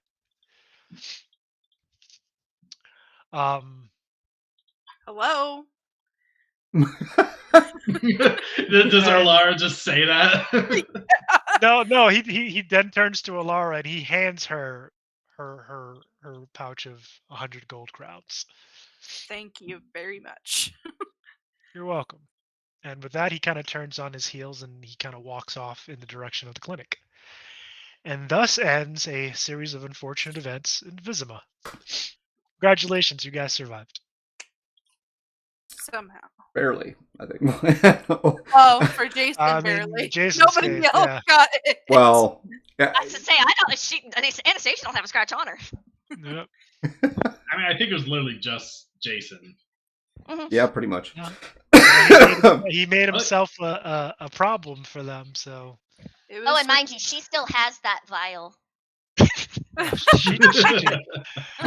She put a spike in him, burned some Wow, evidence. she's talking about how bad Jason is. Look at her over here. Stole like, his shit. She didn't steal it. He gave it to her. That's I mean, that's not wrong. He never said, "Look, now if you don't use this, please give it back." This is He wasn't bad. This is going to be mighty awkward for you if we make this into a campaign now, isn't it? That's saying I continue to use this character. Yeah. But yeah, that's the end of the one shot, ladies and James. It's just Rob's revenge. Revenge on our DM. Oh, I mean, I guess I wasn't trying to kill him. That was fun. That was Jenny's revenge on right. Right. I don't even think that was beyond revenge. That was like, I mean, holy, I don't even know what that was. That was horrible. Just like the you know, a little bit of masochism or something in there. I'm gonna deliver some pain tonight, one way or the other. To be fair, on an OOC standpoint, I did not realize that he was like bear hugging you. So, I mean, yeah. given how Anastasia felt about Jason, it fit. You know, it worked out. And I think it got a few respect points from Egil. Like, oh, she's got fire. Well, here's the thing that she also didn't let out. She's an Guardian. Ah. So she has no love for y'all anyway. But yeah, she hid that pretty well, but played it very well too. So thank you very much, guys. Awesome. Yep. Awesome Hopefully stuff. you guys had some fun. This is again what I ran at GaryCon with a few tweaks. Considering who I'm playing with, made it a little bit harder for y'all. So, are you sure we didn't make it a little harder for you? Or I mean, nah. No. I mean, I probably might have to go back and look at Jason. I think I might have given him a little too much there. He's overpowered for sure. He's a little strong. He's definitely rolling with some different numbers than Egil is. Yeah. Yeah. The DM might have made a little oopsie and made the Witcher a little too strong. Jason is a Witcher. He's not the Witcher. So, yeah, he's we got to set some things straight. Yeah, he's not Geralt of Rivia. And to be fair, all of those characters in the lore are really, really strong. Yeah. Oh no, they have character sheets in the book, and Yeah. Geralt is nutty. Mhm. Yeah, he's strong. Like- all of them. Geralt, I would say, would probably be more equivalent of a much higher level Witcher Oh, than your like standard Witcher. Yeah. Yeah. Oh yeah. I don't know. No, I you're think not Jason's messing a with pretty that, high level. I mean, based on he's what not you're rolling supposed with to be. here. Right. He wasn't supposed to be, so that was my fault. But hopefully you guys had some fun. GaryCon Hopefully- Live. Oh, Hi. awesome! Thank you very much, Gary Con. I love. All We right, all thank you love very being there. much. And I It looked like a lot got of my fun. invite for next year, so the plan is to be back there next year. I don't know what we will be running. Well, I do know one thing that we'll be running for sure next year. Will be part Chapter 2 2. of Beyond the Wall, because I've pretty much been told that if I don't do that, I might not live through the weekend. So There are a lot of people Um, waiting for that one. yes, That's cool. Yeah, people are That's excited for it. cool. Yep. I love that. And But yeah. Thank you very much for popping in tonight, Gary Con Live. Appreciate it. I will say this Yeah. made me miss playing women who can hit stuff really hard. I mean, I might we have all to love bring back Yogi. the barbarian. But she cannot hit hard. Paradox can, but I don't know. I have a special Listen, place in my heart for barbarian women. Barbarians are fun, okay? Yeah. They're simple to play, but it's all about just the feeling of just being It Uh-huh. is. idiot, just smashing things. I was- you know? Pretty much. It's fun. Yes. I was asked to do that I was asked to do that this year, but I was a little bit confused, chaotic, because I thought that was only D&D games. But if I mean, and we're not opposed to running D&D games. I mean, that's Yeah. absolutely. Yeah, we're not but at all. hey, hit me up. We would be interested in looking at that as well. Yeah. I mean, whatever games catch our fancy, really. And I mean, we have like 2 different D&D campaigns going on for our private games, so Mm-hmm. Yeah. it's a game we very much do enjoy. Yes. Mhm. Yeah. But yeah, Yes. Gary Con Live, thank you for dropping by. If they're still here, I don't know. They might have. Yeah, moved it. they just messaged. Yep. So yeah, thank you. Appreciate it. Yeah. So yeah, that was it. That was a series of unfortunate events in Visima. I do have tentative plans to expand on that one. I kind of had fun running it at GaryCon and just now. But definitely to turn it into kind of a playable module requires more work, which is kind of what we're doing right now with Beyond the Wall. We're kind of circling back to that to flesh it out more. That's just in answer to what you're saying there, Gary Con Live. Awesome. That was kind of our situation this year. We obviously love our Telsorian games, but we were sponsored by our Telsorian this year for Gary Con, so we ran all our Telsorian games. Yeah.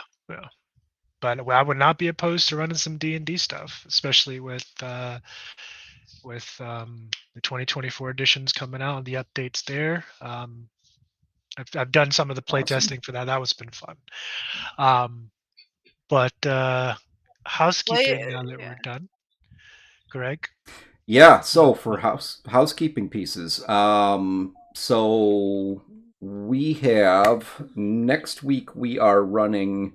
Thursday we'll be doing part 2 of our book review series for the Wheel of Time. So we are going over book 2, The Hunt for the Horn. Please do join us. I'm very passionate about the Wheel of Time series, so yeah, it's awesome. We had a lot of fun reviewing book 1. Obviously, we get a little squirrely at times, so we tend to wander all over the place. So don't expect it to just be about book 2, but there's a lot of really awesome content to talk about when it comes to book 2. And so we'll have that next Thursday. And then the Thursday after that, That is when they go on the hunt for the horn. Yeah. Come check it Horn of out. Come Power. join us next Yeah. next Thursday. It'll Yep. be a really. I love talking about the wheel of time. So I mean, every one of those episodes is going to be really awesome to me. Yes, it is definitely one of my favorite series, along with Lord of the Rings. Actually, matter of fact, go watch our first episode. The first episode that we did reviewing book one. It was a couple weeks ago. 15 total, and there's 15 that were part of the. So you have 14 books in the original series, and there's one offshot, which is kind of a little bit of a prequel, and then there's also a smaller collector's version book that was made, written somewhere in there. I have all 16 of those books, so. Prequel is a New Spring. Mhm. And I think they mentioned Tam's dad in that one, and then the other 14, or is it 15? Well, Is it there's 15 books in the main line? no, there's 14 in the main It's line. 14. Yep. Okay, so 14, and then the other one. I didn't know they had a 16th book.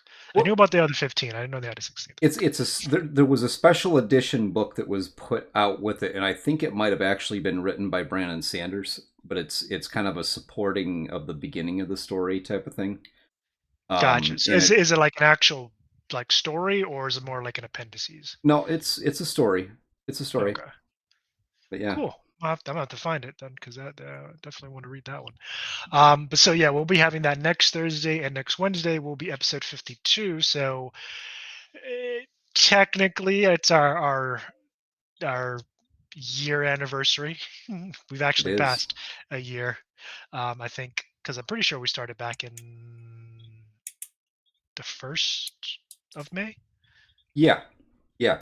or So, somewhere around there, like the summer. first week in May. So we've gone past a year, but officially Sweet. on the official records, it'll be the 52nd episode of the update log. And we have Not including our special guest episodes. right, and we have some special guest episodes that are coming up here. We do. One of them that I can tell you about is we're going to be sitting down with the writer and artist for Dragon's Bane out of Free League Press. Let me look. Let me get their names pulled up real quick. Can't remember off the top of my head. I remember their first name, Magnus and David, but I don't want to. Let's see, Magnus Setter and David Brasgala. These gentlemen worked on Dragon's Bane for Free League Press, and they will be coming on the update log as kind of like guests to kind of talk about themselves, their work, and Right. and kind of how it is to kind of put out such a well received piece of content. And working with Free League, which is really awesome. Working with Free League, by the way, they're a great bunch of folks. We do Gotcha. have plans to get Tomas Herenston and Matthias Johansson back on, who are two creators. Tomas being the current CEO, but both of them are co-founders of Free League Press, and them and I think it's what two or three other individuals co-founded Free League. So we have plans on getting them back on as well.